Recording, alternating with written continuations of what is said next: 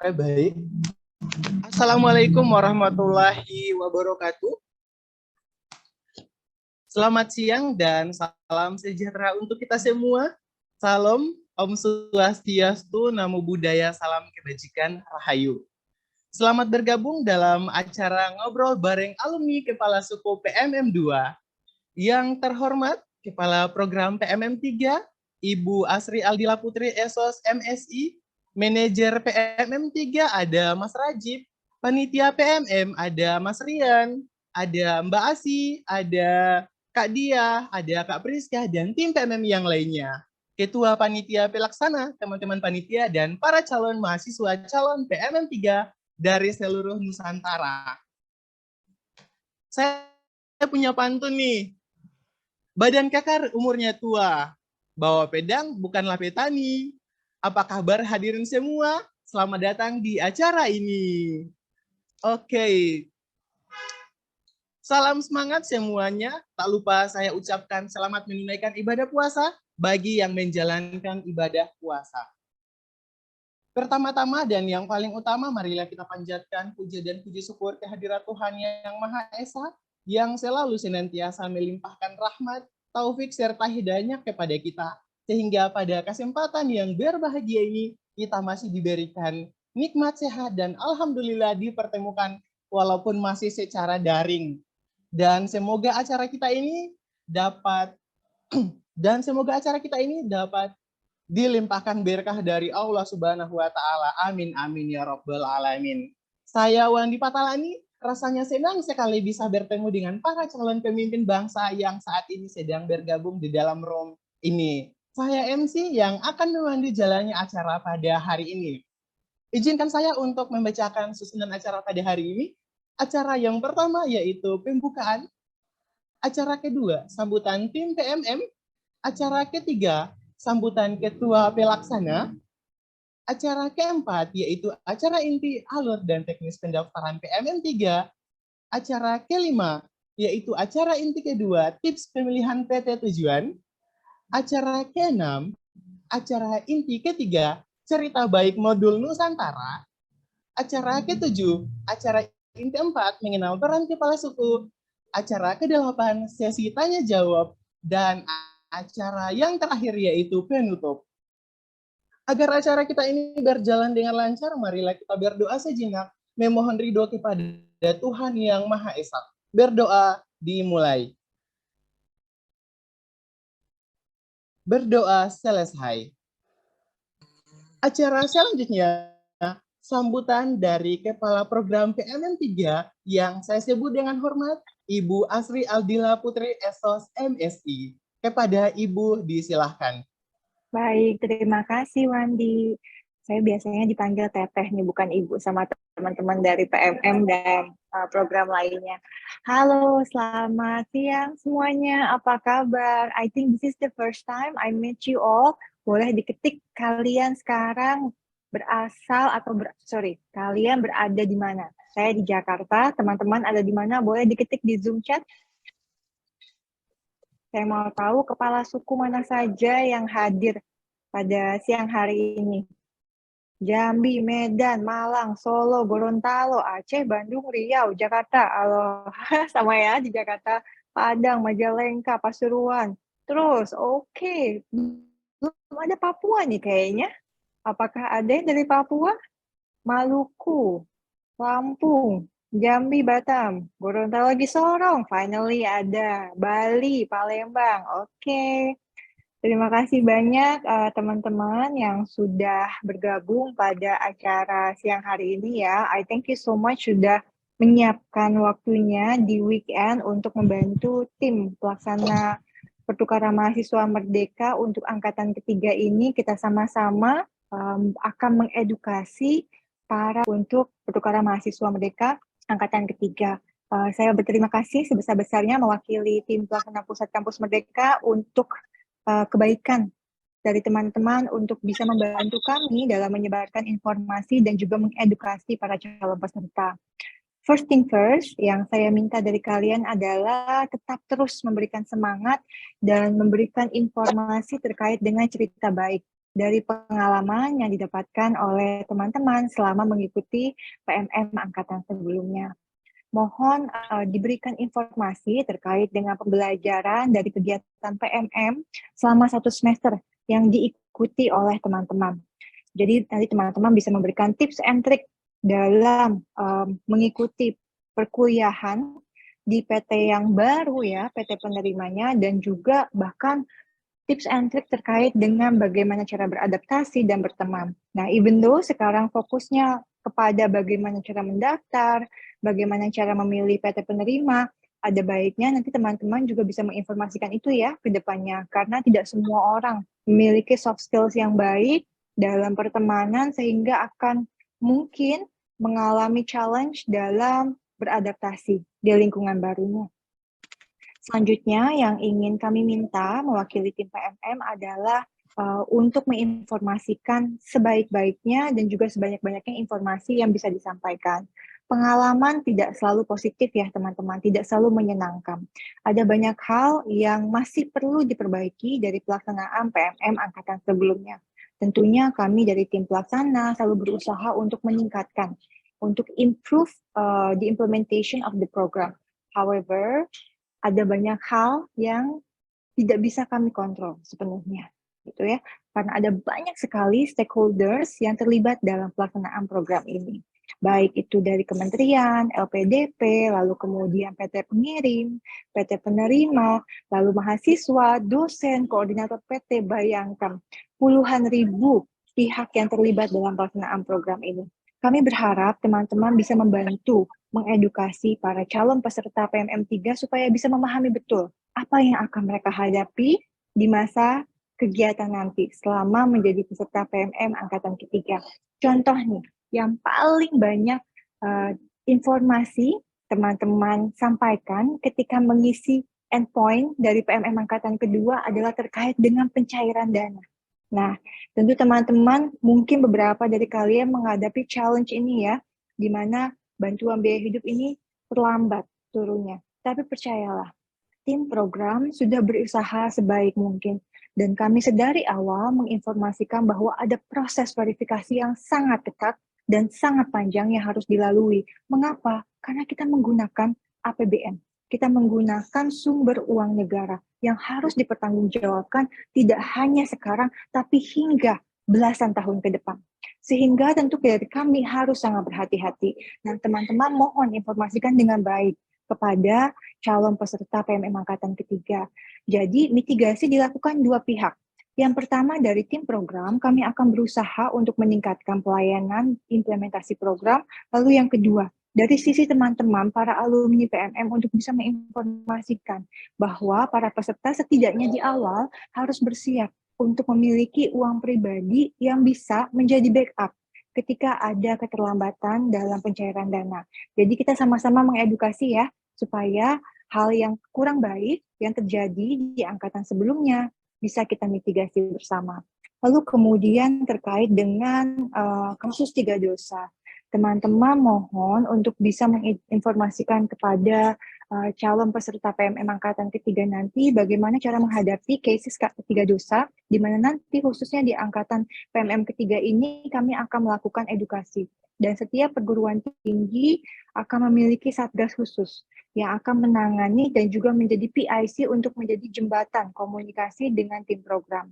Dengan demikian, dorong untuk adik-adiknya, untuk para calon peserta di PMM 3 agar dapat mengkomunikasikan dengan baik jika mengetahui ada kasus 3 dosa atau bahkan menjadi korban dari kasus 3 dosa ini. Dan yang terakhir, saya meminta teman-teman para alumni PMM bisa mendorong calon peserta untuk bisa bertutur kata baik. Kalian adalah calon penerus bangsa, calon pemimpin bangsa. Mulai sekarang belajar untuk bertutur kata baik. Di PMM sebelumnya ada banyak sekali kasus ya, saling serang, lalu kemudian berkata yang tidak baik, itu tidak akan mendatangkan satu hal yang positif. Jadi teman-teman harus mendorong supaya sama-sama kita mendorong program ini menjadi lebih baik. Termasuk dari diri kita sendiri, start from ourselves untuk bisa menjadi lebih baik. Dari saya itu saja, teman-teman. Terima kasih banyak untuk kehadirannya pada siang hari ini. Any questions, please tanya ke kita. Dan kita sudah menyiapkan juga FAQ untuk bisa membantu teman-teman dalam menginformasikan tentang PMM Angkatan Ketiga. Karena ada beberapa kebijakan yang berubah nih, Wandi. Tapi mudah-mudahan dapat dipahami dengan mudah. Terima kasih ya sekali lagi semuanya. Dan semoga sehat selalu selama berpuasa bagi teman-teman yang lagi berpuasa. Thank you so much, Wandi. Saya kembalikan kepada MC. Baik, terima kasih saya ucapkan kepada Ibu Asri. Dan untuk Ibu Asri diperkenankan untuk dapat meninggalkan room apabila masih ada kegiatan lain. Thank you. Semangat ya semuanya. Happy weekend. Ya, baik. Terima kasih, Kak. Melangkah ke acara selanjutnya, yaitu sambutan dari Ketua Pelaksana yang saya sebut nama beliau Kak Hardoni. Kepada Kak Hardoni, disilakan. Terima kasih kepada Wandi selaku MC. Saya selaku Ketua Pelaksana mengucapkan terima kasih. Assalamualaikum warahmatullahi wabarakatuh. Waalaikumsalam warahmatullahi wabarakatuh. Yang terhormat Ibu Asri Aldila Putri, SSMSI, selaku Kepala Program Pertukaran Mahasiswa Merdeka Angkatan Ketiga. Yang terhormat Mas Rajib, selaku Manajer Pertukaran Mahasiswa Merdeka Angkatan Ketiga, serta yang kami hormati Kak Krian dan Kak Asi, selaku tim Pertukaran Mahasiswa Merdeka yang sudah mendukung berjalannya kegiatan hari ini. Pertama-tama marilah kita panjatkan puji dan syukur kehadirat Allah Subhanahu wa Ta'ala yang telah memberikan kesempatan, kesehatan dan juga ridhonya sehingga kita dapat menjalankan kegiatan hari ini. Saya ingin mengucapkan terima kasih sebanyak-banyaknya kepada Kementerian Pendidikan yakni Bapak Nadiem Makarim yang telah memberikan peluang untuk kami mengikuti program kegiatan Merdeka Belajar Kampus Merdeka melalui kegiatan pertukaran mahasiswa Merdeka ini. Tak lupa juga tentunya kami mengucapkan terima kasih kepada Panitia Pertukaran Mahasiswa Merdeka yang sudah berkesempatan hadir pada siang hari ini, serta rekan-rekan mahasiswa yang telah menyempatkan hadir pada kegiatan ngobrol bareng alumni kepala Pertukaran Mahasiswa Merdeka Angkatan Kedua sore hari ini. Saya mewakili teman-teman panitia mengucapkan terima kasih pada pihak PMM yang telah mendukung kegiatan hari ini. Semoga partisipasi kita semua menjadi bukti betapa bermanfaatnya kegiatan Pertukaran Mahasiswa Merdeka ini yang kurang lebih sudah 2 minggu proses pendaftaran Pertukaran Mahasiswa Merdeka Angkatan Ketiga. Kami berharap semoga kegiatan ini bisa terlaksana tahun-tahun berikutnya. Semoga apa yang disampaikan oleh teman-teman alumni kepala suku bermanfaat untuk teman-teman calon pendaftar program Pertukaran Merdeka Angkatan Ketiga ini. Sekian dari saya, atas kurang-kurangnya saya mohon maaf. Wassalamualaikum warahmatullahi wabarakatuh. Saya kembalikan kepada MC. Baik, terima kasih. Waalaikumsalam warahmatullahi wabarakatuh. Saya ucapkan terima kasih kepada Ketua Pelaksana Kak Doni. Baik, melangkah ke acara selanjutnya, acara yang paling ditunggu-tunggu oleh kita semua, yaitu acara inti. Baik, untuk acara inti yang pertama, yakni tentang alur dan teknis pendaftaran PMN 3, yang akan dibawakan oleh Kak Asri Laraswati dengan moderator kece kita pada hari ini, yaitu Kak Haira. Baik, saya serahkan kepada Kak Haira. Baik, terima kasih kepada MC yang sudah memberikan saya waktunya. Sebelum memulai, alangkah baiknya saya memperkenalkan diri terlebih dahulu. Perkenalkan, nama saya Kaira sebagai moderator. Pada hadirin semua, langsung saja kita mulai acara kita yang pertama ini, yaitu mengenai alur dan teknis pendaftaran PMN 3 yang akan dibawakan oleh Kak Asih Laraswati. Sebelum itu saya mau menyapa Kak Asih dulu nih. Kak Asih, halo Kak Asih. Halo Khaira, halo Wandi, halo teman-teman semuanya. Gimana kabarnya Kak, sehat? Alhamdulillah sehat. Alhamdulillah. Wah Kak Asih ini wajahnya Seri-seri banget ya Kak ya? Waduh. Iya, karena tadi infonya kan dari Wandi katanya acara yang sangat ditunggu-tunggu gitu ya. Jadi merasa sangat excited gitu karena ternyata banyak yang nunggu gitu ya untuk acara pada hari ini gitu. Senang banget Haira, senang banget Wandi bisa bergabung gitu ya untuk membantu memaparkan materi pada siang hari ini gitu. Baik, Kak Asih, untuk pemaparannya dipersilahkan. Oke, siap. Kakak izin share screen ya, sebentar. Ini udah terlihat ya untuk share screen-nya. Oke.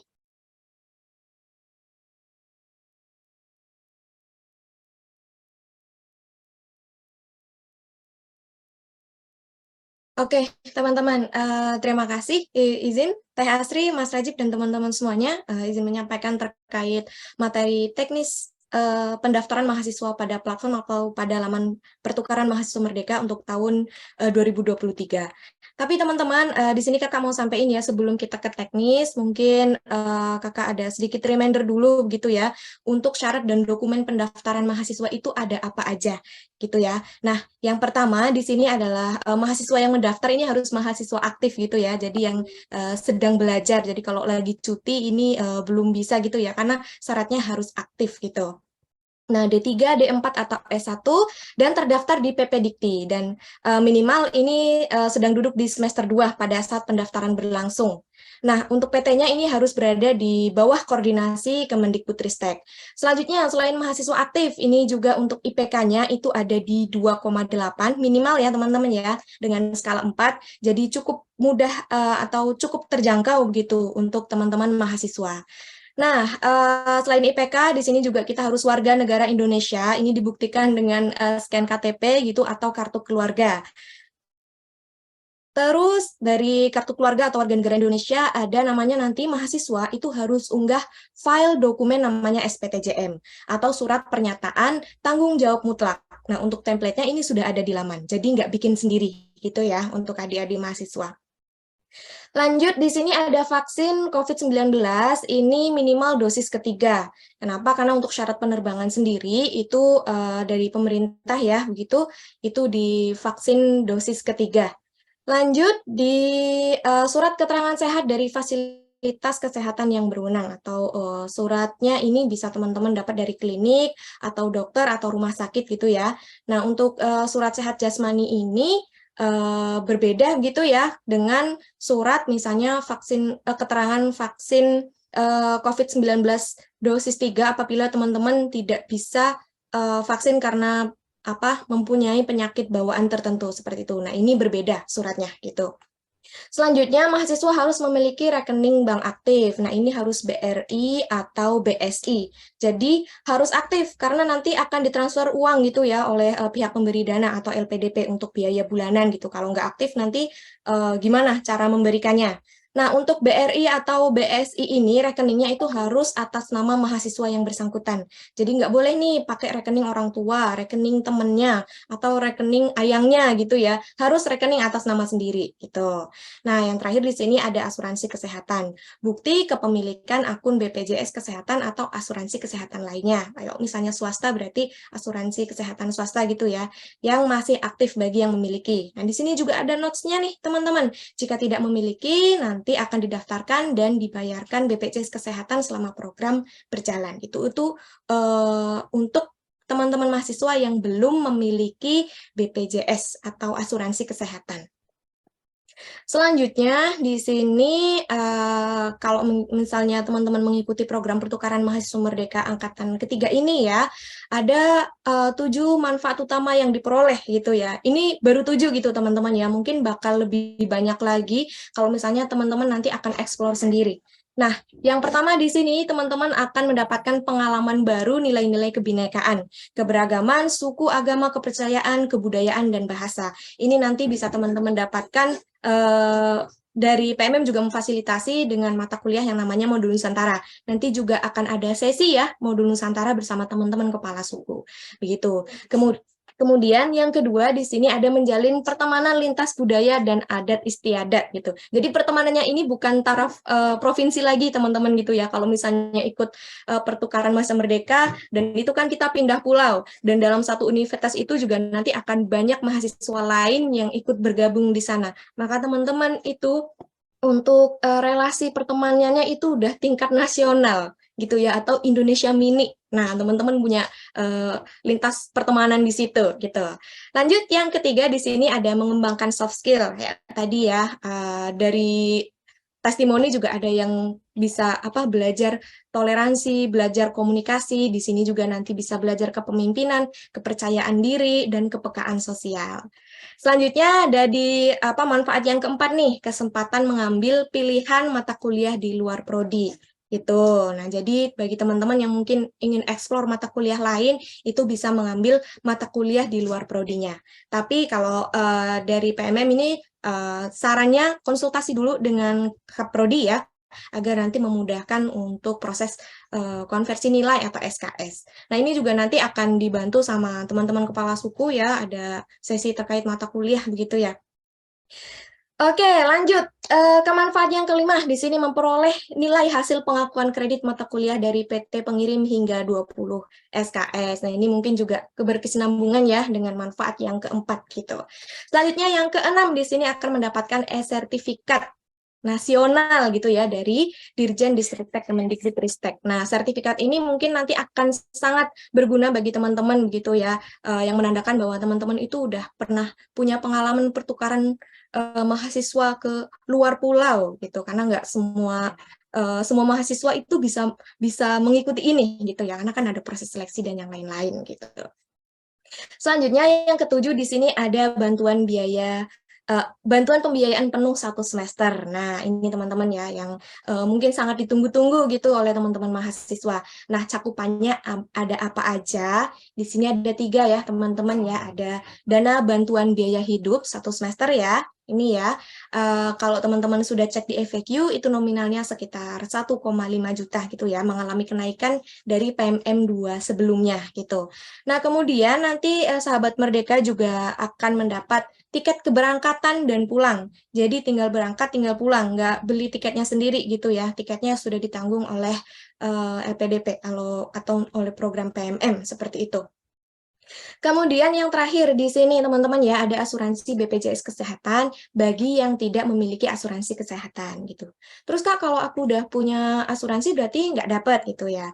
Ya, karena untuk asuransi BPJS Kesehatan ini khusus bagi yang sama sekali belum memiliki asuransi kesehatan. Nanti akan didaftarkan oleh program dan juga akan dibiayai selama program ini berlangsung gitu. Nah, bagi teman-teman yang sudah memiliki, itu juga dipastikan tidak ada tunggakan dan asuransinya itu dalam kondisi aktif. Oke, itu tadi manfaat dan juga dokumen atau syarat pendaftaran ya. Kita langsung masuk nih ke bagian teknisnya gitu ya. Ikan cucut melayang-layang. Oke, lanjut ya. Adik-adik mahasiswaku tersayang gitu ya. Nah, teman-teman, gini, kalau misalnya nanti masuk ke bagian laman pendaftaran begitu ya, atau home di platform pendaftaran, nanti akan ada window shopping. Window shopping itu bagian mana? Bagian home atau beranda, nanti teman-teman scroll aja sampai bawah, nanti akan muncul list PT-PT berdasarkan klaster pulaunya, gitu ya. Nah, di sini ada klaster pulaunya, teman-teman misalnya klik salah satu ikonnya, maka nanti akan muncul deskripsi, kemudian tipe PT-nya, akreditasi, alamat websitenya, kemudian kuotanya yang ditawarkan, misalnya vokasinya berapa, akademiknya berapa, itu akan muncul di situ. Selain itu, mahasiswa juga nanti bisa ngecek nih, mata kuliah yang ditawarkan apa aja, kemudian modul Nusantaranya yang akan digunakan untuk explore explore PMM3 ini nanti akan seperti apa aja gitu.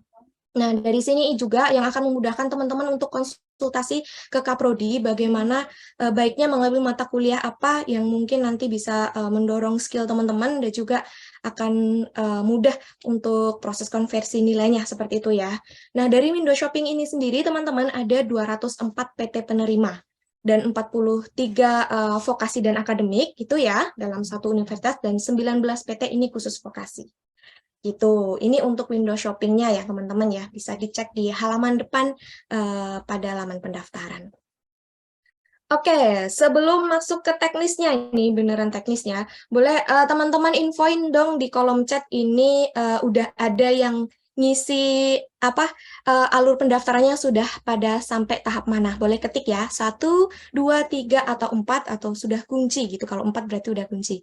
Yuk, boleh informasiin di kolom chat. Oh, udah kunci data, ada yang masih 3 nih. Kalau masih 3 nih biasanya ragu-ragu ya, milih PT-nya mana ya, gitu. Ada yang masih tahap kedua. Oke. Oh, ada yang udah masuk tahap 4 ya. Oke, udah ada yang kunci data juga gitu. Oke, terima kasih untuk informasinya teman-teman. Kalau misalnya nanti yang masih tahap 2 atau tahap 3 nggak maju-maju karena mungkin bingung ngisinya bagaimana gitu ya, boleh nih ini dicermati dengan serius gitu ya informasinya biar nanti juga untuk melakukan pengisiannya bisa lebih mudah. Nah, teman-teman, masuk ya di sini teknis pendaftaran seleksi mahasiswa PMM3. Ada beberapa tahapan. Di sini ada yang pertama harus membuat akun dan registrasi di platform PMM3.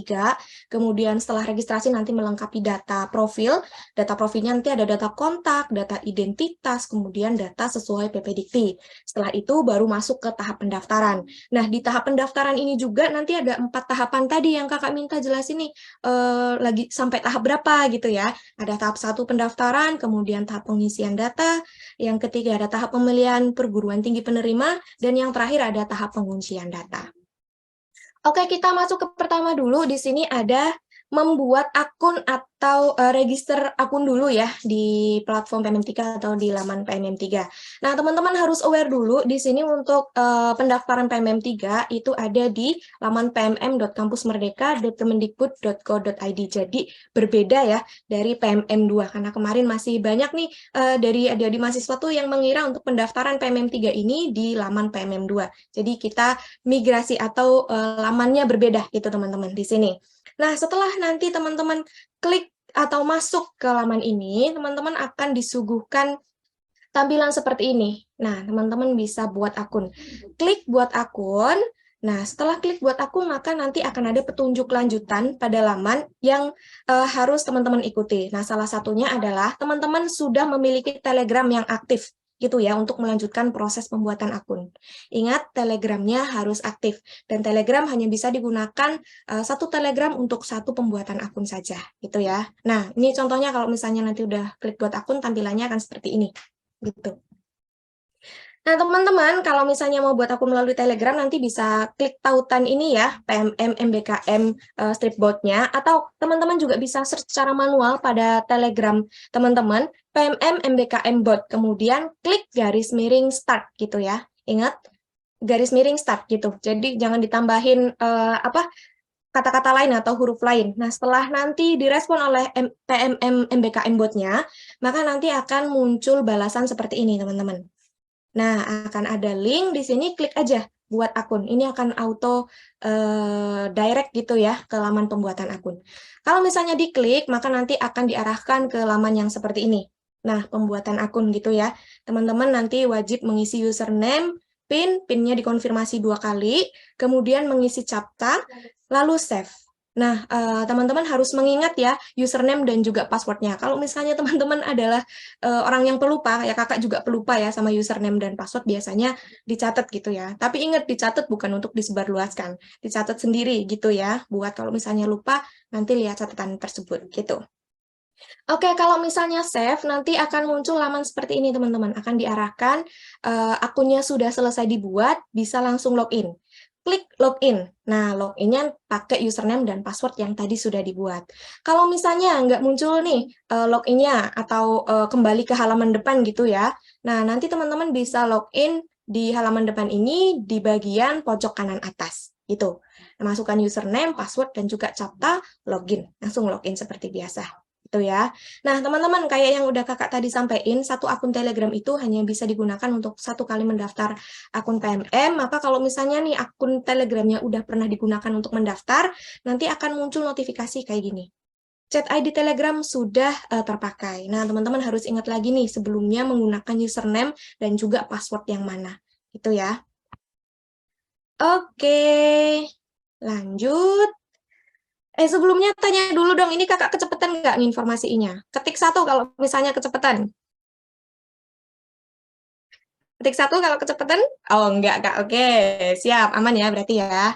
Kita lanjut ke tahap berikutnya. Di sini ada melengkapi data profil gitu. Kalau sudah tadi akunnya sudah dibuat, maka teman-teman nanti perlu melengkapi data profil. Yang pertama di sini, bagian profil teman-teman ada beberapa dashboard ya, ada data identitas, data kontak, data PP Dikti, dan juga fitur ubah PIN gitu. Yang pertama di sini harus mengisi data identitas dulu gitu ya. Nah, nanti teman-teman juga harus unggah foto dan juga scan KTP atau KK. Nah, dari data ini, di sini juga sudah ada ya detailnya. Ada 18 yang harus teman-teman isi. Ada nama lengkap, tempat tanggal lahir, jenis kelamin, provinsi, kemudian golongan darah, agama, NIK, dan file KTP tadi ya. Nah, ini untuk data yang diisi di sini harus sesuai dengan dokumen kependudukan, KTP atau KK. Itu, jadi harus sesuai. Yang selanjutnya, kalau sudah ngisi data identitas, maka masuk ke bagian data kontak. Nah, di sini teman-teman perlu verifikasi nomor WhatsApp dan juga email. Nah, teman-teman, ini jangan salah paham ya. Nomor yang di sini ini bukan nomor teman-teman yang sudah tersambung dengan akun PMM ya, bukan. Tapi ini nomor bot, nomor WA bot PMM untuk konfirmasi nomor WA-nya teman-teman. Gitu. Jadi bisa chat on WhatsApp, nanti akan direct ke WA-nya teman-teman, atau kalau misalnya udah coba chat on WhatsApp ternyata nggak direct ke WA webnya teman-teman, teman-teman boleh banget save nomor botnya ini, kemudian masukkan kode verifikasinya di sini, ada PMM code berapa gitu ya, tinggal dikopas sesuai yang ada di akunnya teman-teman. Gitu. Nah, selain WA, ini juga nanti teman-teman akan mengisi email untuk dikonfirmasi, email 1, email 2, begitu ya. Nah, ini juga sudah ada keterangannya, kalau misalnya teman-teman itu datanya bintang 1, maka wajib diisi, bintang 2 bisa diisi terlebih dahulu, konfirmasi bisa dilakukan kemudian, gitu ya. Nah, ini kemarin yang juga banyak ditanyakan oleh teman-teman, kalau misalnya email belum terkonfirmasi, boleh nggak Kak lanjut isian data? Boleh gitu ya, karena di sini bisa diisi lebih dulu, konfirmasi bisa dilakukan kemudian, gitu. Nah, teman-teman, kalau misalnya dalam 1 kali 24 jam itu belum dapat balasan, bisa kirim konfirmasi ulang, gitu ya. Di sini juga sudah ada informasinya. Dilakukan 1 kali, dalam 1 kali 24 jam. Kalau 1 kali 24 jam belum ada balasan, boleh konfirmasi ulang, gitu. Jadi nggak perlu spam. Nah, yang selanjutnya tadi sudah data identitas, data kontak, yang di sini ada data PP Dikti. Nah, teman-teman nanti mengisi kategorinya harus mahasiswa ya. Jangan isi kategori koordinator PT apalagi dosen modul Nusantara. Karena teman-teman mahasiswa maka harus ngisinya mahasiswa agar sesuai dengan data PP Dikti gitu ya. Nanti harus mengisi nama perguruan tinggi, program studi, NIM mahasiswa ya, NIM-nya NIM asal pastinya ya, kemudian nama lengkap dan jenjang prodinya, S1-kah, D3-kah, D4-kah, gitu ya. Nah, ini, jadi harus sesuai data PP Diktinya. Nah, pastikan ya ketika mengisi itu udah sesuai, karena kalau udah disimpan ini nggak bisa diubah lagi. Oke, selanjutnya kalau misalnya tadi pengisian data profil sudah, maka teman-teman bisa langsung lanjut ke tahapan pendaftaran. Teman-teman bisa klik dashboard pendaftaran di sini ya. Pada bagian laman itu kan tadi kita udah ngisi profil, nah geser ke kanan sedikit, di sini ada pendaftaran. Pilih yang seleksi mahasiswa, jangan seleksi dosen modul Nusantara atau koordinator PT pengirim atau penerima ya teman-teman ya. Klik daftar atau yang tombol berwarna hijau ini ya teman-teman ya. Nanti akan muncul laman seperti ini. Nah, ini tahapan yang harus teman-teman lalui. Ada pendaftaran, pengisian data, pilih PT penerima, dan penguncian data. Gitu. Selanjutnya, oke, di sini tahap 2 pengisian data. Kalau misalnya tadi sudah melakukan klik pendaftaran, maka udah otomatis hijau ya, teman-teman ya. Bisa langsung masuk ke tahapan kedua, yaitu pengisian data. Nah, pengisian data ini juga nanti akan ada step-stepnya lagi. Yang pertama nanti ada pengisian data akademik, data kesehatan, data keuangan, data orang tua, dan juga data legal atau SPTJM. Yang tadi kita sudah sebutin di awal ya, template-nya sudah ada di laman. Itu habis pengisian data, nanti pilih PT penerima, kemudian yang terakhir ada penguncian data. Oke, kita masuk ke tahap yang kedua di sini ya, tahap pengisian data. Yang pertama, data yang harus diisi adalah data akademik mahasiswa. Itu ya. Nah, di sini juga sudah ada nomor peserta, nomor pendaftar Sahabat Merdeka sebagai pendaftar PMM 3. Itu ya, sudah ada nomornya di sini. Kemudian data akademiknya nanti yang harus diisi adalah kode PT, kemudian nama PT, program studi, jenjang program studi, NIM, nama, kemudian jumlah semester yang ditempuh sampai saat ini. Jadi semisal teman-teman daftar itu sampai semester 4, sekarang ya saat daftar itu semester 4, maka jumlah semester yang ditempuh adalah semester 1, semester 2, semester 3, semester 4. Berarti 4 semester yang ditempuh sampai semester genap sekarang. Itu ya. Jadi bukan karena semester 4 masih berjalan, berarti ditulis 3 dong, Kak. Enggak. Jadi sesuai arahannya ya sampai semester genap. Sampai teman-teman lagi duduk di semester berapa sekarang. Itu. Oke, jumlah semester tadi udah, lanjut masuk kita ke indeks prestasi kumulatif ya. Ini diisi minimalnya tadi 2,8 teman-teman ya. Pastikan IPK yang tertulis ini sesuai dengan transkrip sementara juga gitu ya. IPK-nya itu sudah sesuai minimal yang kita buat sebagai syarat 2,8 begitu. Nah, di sini juga sudah ada keterangannya ya, teman-teman ya. Ada bintang 1, bintang 2, bintang 3 begitu ya. Bisa dibaca untuk keterangannya. Selanjutnya, tadi udah ya data kesehatan, selanjutnya data akademik, maka masuk ke tahap berikutnya yaitu data kesehatan. Nah, di sini nanti teman-teman diminta untuk unggah surat keterangan sehat dari klinik boleh, rumah sakit boleh, atau instansi kesehatan lainnya boleh gitu. Kemudian unggah sertifikat vaksin COVID-19 dosis ketiga juga. Kemudian kalau misalnya teman-teman ini menginformasikan kepemilikan asuransi kesehatan. Punya asuransi atau enggak? Nanti ada pilihannya, ya atau tidak, kayak gitu ya. Nah, kalau punya, nanti harus mengisi nama asuransi kesehatannya apa. Kalau misalnya swasta, boleh diisi nama asuransinya. Kalau misalnya yang dari pemerintah, biasanya BPJS gitu ya. Nah, kemudian jenis pembayarannya mandiri, pemerintah, atau dari PT-nya gitu ya, teman-teman ya. Kemudian di poin ke-7 di sini nomor asuransi kesehatan ini juga harus sesuai dengan data yang harus diunggah, yaitu scan kartu asuransi kesehatan. Nah, jadi dari scan ini pastikan nomornya sama, nomor asuransi kesehatan, dan juga data yang diunggah itu scan-nya itu sama gitu ya, jangan sampai berbeda teman-teman gitu. Ini juga sudah ada informasinya ya teman-teman ya. Jika tidak memiliki asuransi kesehatan sama sekali, maka bisa isi tidak gitu.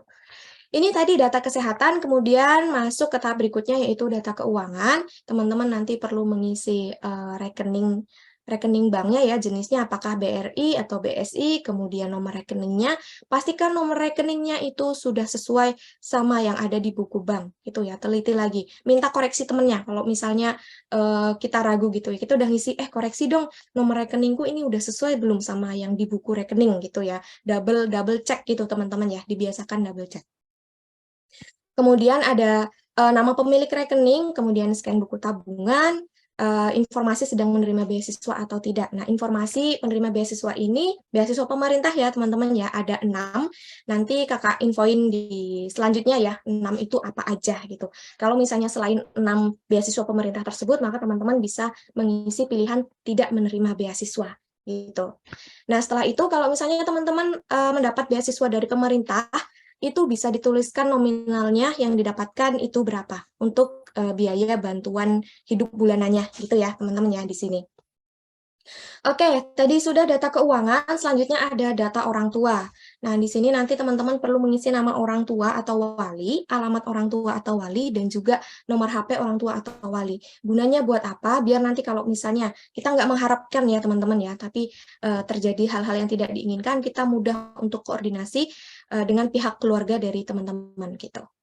Nah, yang terakhir di sini dari tahapan kedua, pengisian data yaitu data legal. Teman-teman harus unggah SPTJM atau surat pernyataan tanggung jawab mutlak gitu. Untuk template-nya ini sudah ada pada laman, itu ya. Kemudian jangan mengubah klausul atau dikurangi atau ditambahkan gitu ya, sesuai saja yang ada di template-nya, dan mahasiswa nanti bisa tanda tangannya dibubuhi materai 10.000 gitu. Tanda tangannya nanti bisa e-sign maupun tanda tangan basah begitu.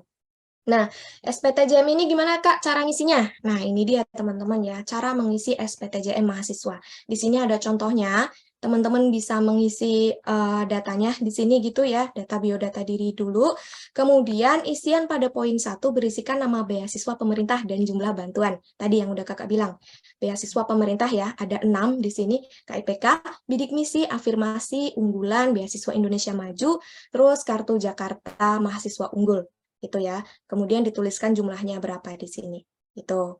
Nah, pastiin teman-teman ya tidak mengubah klausul ataupun kalimat yang di sini, dan isian yang disampaikan dalam SPTJM itu sudah sesuai. Itu untuk tanda tangan kaprodi harus stempel atau enggak Kak? Nggak perlu gitu ya. Tanda tangan kaprodi aja, nggak perlu stempel, nggak perlu juga materai. Yang materai itu hanya tanda tangan mahasiswa saja. Oke, nah tadi udah nih tahap 2 ya, tahap pengisian data. Ada 5 tahapan. Nah, di sini kita masuk tahap yang ketiga, ada tahap pemilihan perguruan tinggi tujuan teman-teman. Gitu. Kalau misalnya nanti diklik, teman-teman akan diarahkan ke halaman seperti ini. Nah, mahasiswa ini kita berikan 7 list gitu ya, perguruan tinggi mana yang akan dituju oleh mahasiswa. Pilihan 1-3 ini wajib dan harus beda klaster pulau, teman-teman, gitu ya. Nah, untuk pemilihan PT penerima ini juga harus di luar klaster pulau domisili sesuai KTP atau domisili PT pengirim. Kayak contohnya nih ya, kakak kasih contoh ya. Kakak orang Palembang, gitu. Terus kemudian kakak kuliah di Yogyakarta. Nah, maka untuk PT tujuannya itu nggak boleh milih klaster Sumatera dan juga klaster Jawa. Jadi harus di luar 2 klaster itu. Karena domisili kakak KTP Palembang di Sumatera dan juga domisili PT pengirim kakak ada di Yogyakarta atau Pulau Jawa. Gitu. Nah, ini tadi yang udah kakak sebutin, ada 3 pilihan yang PT penerima yang harus diisi sesuai urutan prioritas ya, di sini 3, dan harus beda pulau. Kemudian untuk opsi 4-7 ini bersifat opsional aja ya, teman-teman ya. Jadi boleh klaster pulaunya mau sama juga boleh gitu ya. Nah, yang kelima, di sini mengubah atau pilihan atau urutan PT itu bisa dilakukan sebelum teman-teman lakukan penguncian data gitu ya. Bisa klik aja hapus pilihan gitu di sini. Hapus pilihan, nanti konfirmasi, teman-teman bisa pilih ulang gitu. Nah, teman-teman, kemarin itu banyak yang bingung gitu. Ketika sudah pilih semua, kok jumlahnya di sini kuota pendaftarnya itu 338, tapi ketika aku mau pilih kok ada perbedaan, jumlahnya lebih sedikit, kok bisa Kak, gimana gitu.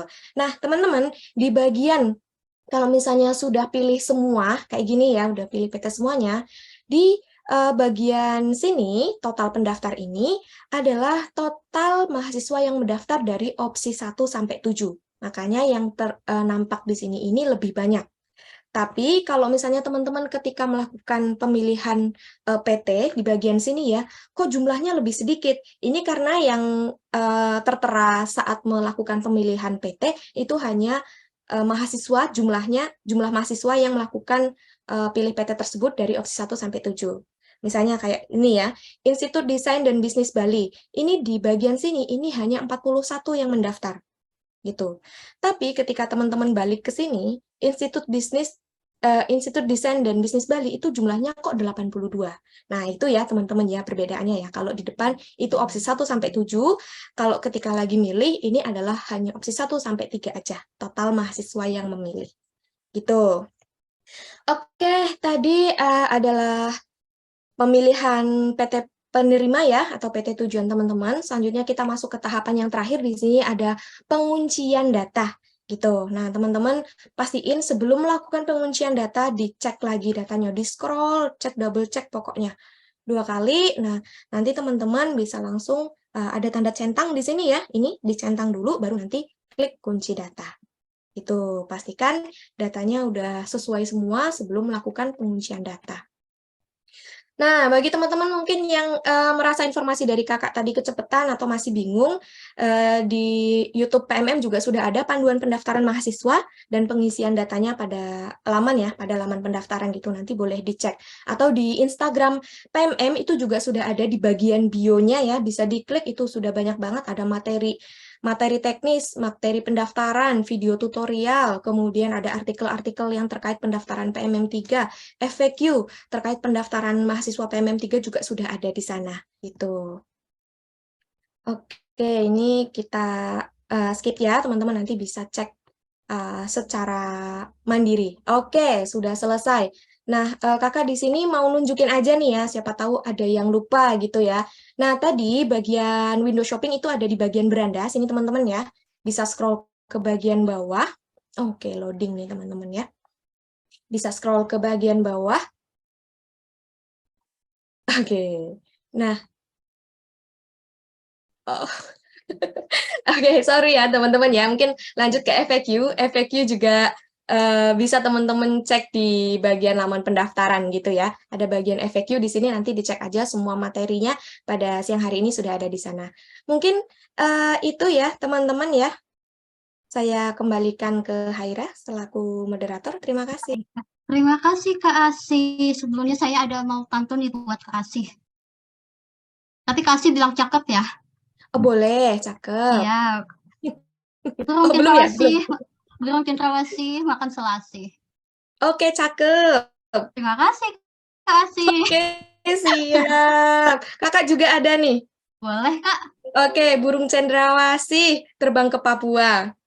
Terima kasih, Kaira. Oke. Waduh, terima kasih Kak Asih sekali lagi. Saya ucapkan kepada pemateri kita yang paling bersinar ini, yaitu Kak Asih, yang sudah memberikan kita informasi mengenai alur dan teknis pendaftaran PMM 3 ini. Sangat bermanfaat sekali ya buat teman-teman yang ingin mendaftar PMM 3 pada tahun ini. Nah, teman-teman, yuk segera daftarkan diri kalian di PMM Angkatan 3 ini. Kapan lagi kan ya bisa kuliah di luar kampus gitu. Mungkin itu saja, saya kembalikan lagi ke moderator 2.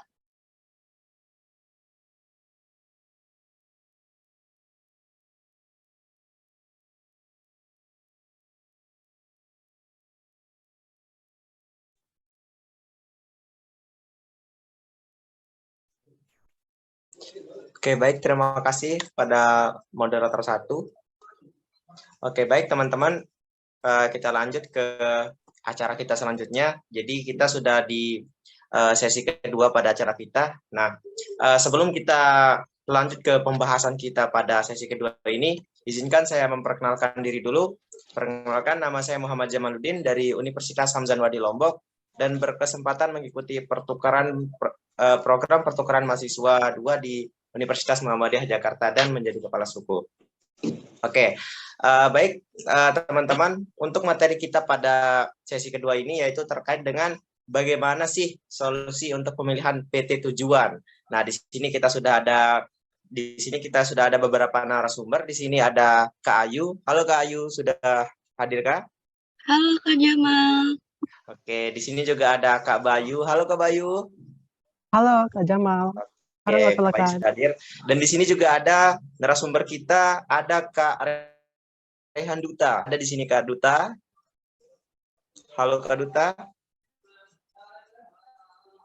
Oke, sepertinya kita bisa lanjut saja ya teman-teman karena kita sudah dihadiri oleh narasumber kita. Nah, untuk pembahasan terkait dengan bagaimana pemilihan PT tujuan agar teman-teman paham nih bagaimana sih agar bisa nyaman gitu nanti ketika sudah memilih PT tujuan, agar bisa sinkron dengan PT teman-teman. Nah, di sini akan dijelaskan langsung oleh para narasumber kita yang kece-kece ini ya. Oke, langsung saja kita berikan ke para narasumber, waktunya dipersilahkan. Baik, terima kasih kepada Kak Jamal. Saya mohon izin share screen ya.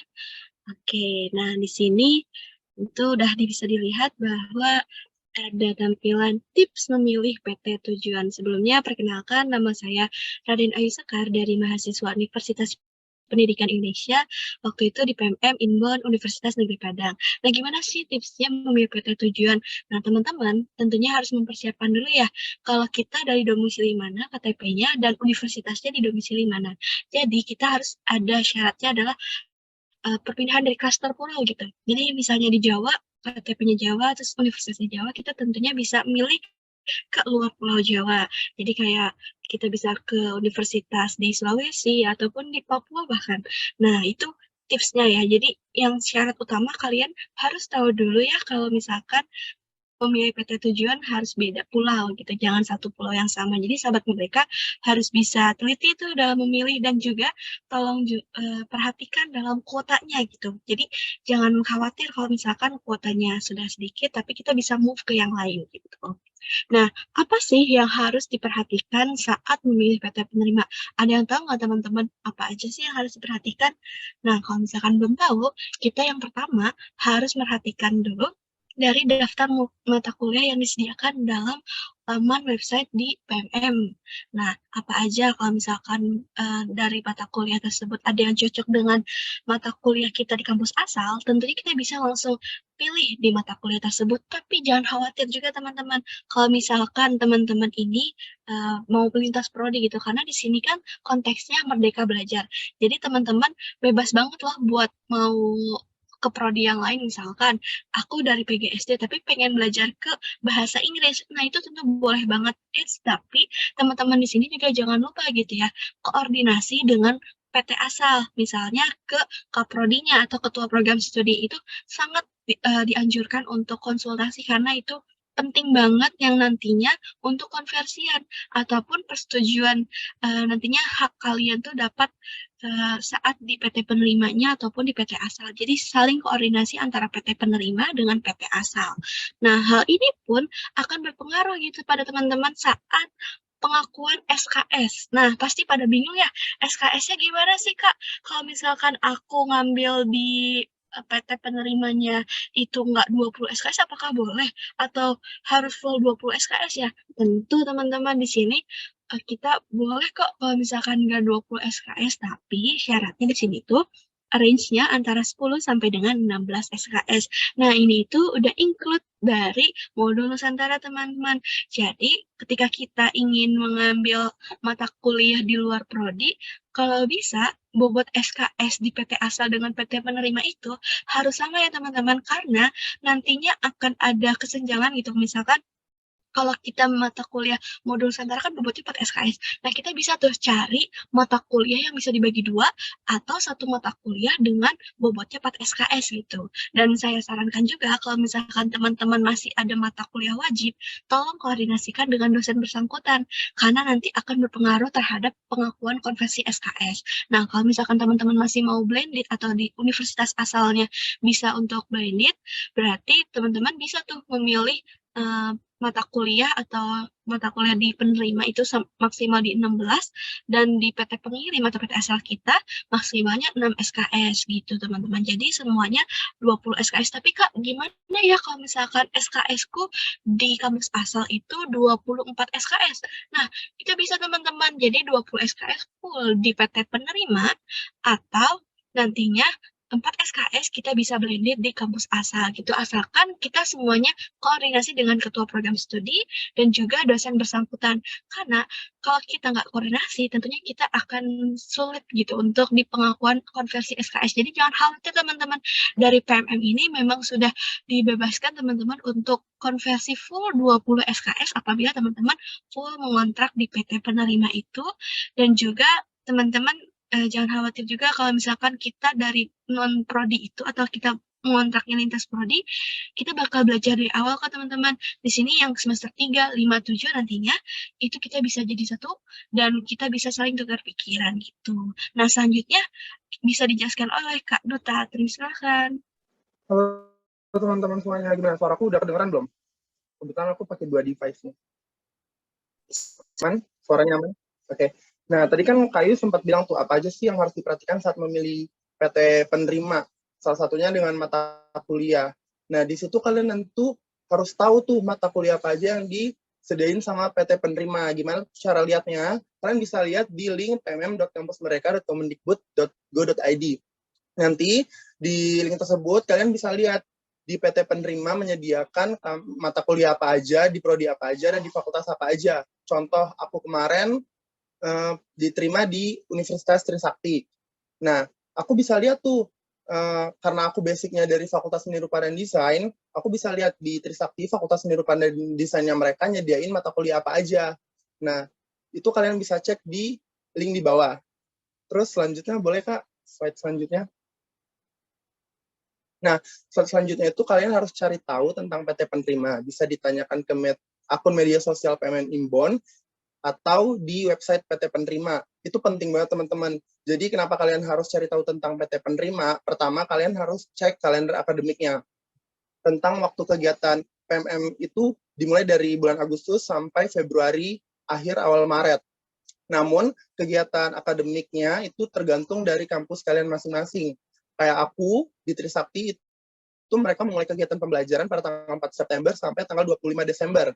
Kalian harus cek tuh kegiatan kalian di sana nanti itu berapa bulan, karena pada saat kalian pulang lagi ke kampus asal, apabila kampus PT Penerima kalian tuh melakukan kegiatan yang lumayan panjang, misalkan kayak temen aku nih, mereka di kampus tujuan, kegiatan akhirnya atau dipulangkannya sampai tanggal 5 Januari. Sedangkan di kampus asalnya mereka udah belajar dari tanggal 1 Januari. Nah, itu kan kalian bentrok kan, pembelajaran di kampus penerima sama kampus asal. Itu kalian harus perhatiin supaya KHS dari kampus penerima itu bisa langsung dikonversi ke kampus asal dan kalian bisa ngisi KRS di kampus asal kalian. Gitu. Terus kalian juga harus lihat lokasi kampus penerima. Balik lagi, kayak aku di Trisakti itu mereka punya 3 cabang kampus, kampus A, B, dan C. Kampus A itu kampus pusat mereka di mana anak-anak PMM tuh belajar di sana. Kemudian ada kampus kampus B itu khusus Fakultas Kesehatan, dan kampus C itu di Jakarta Timur. Nah, kalian harus lihat nih, kalian anak PMM itu melakukan kegiatan di kampus yang mana. Kalau misalkan kalian melakukan kegiatan kampusnya di kampus A, kampus pusat, kalian harus cari kosan tempat tinggal itu di sekitaran kampus pusat, di kampus A. Jangan sampai kalian salah searching nih, salah riset. Ternyata kalian tuh lihatnya di kampus C. Jadi kan repot di kalian nanti, kayak kosan bulan pertama kalian di kampus C gara-gara salah riset. Terus mau pindah lagi ke daerah di kawasan kampus A.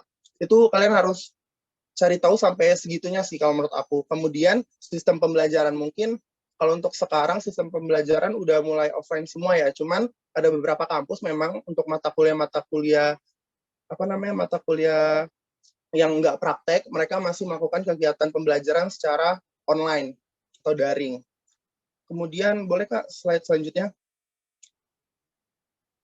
Konsultasi secara berkala dengan perguruan tinggi. Nah, itu tadi karena kalian udah bisa lihat mata kuliah apa aja yang dikasih sama kampus penerima, kalian udah bisa langsung konsultasi tuh ke dosen PA sama dosen mata kuliahnya. Pak, saya mau ngambil mata kuliah ini di kampus ini, apa bisa dikonversi ke mata kuliah PT asal? Gitu, tergantung RPS dan tergantung kampus kalian masing-masing.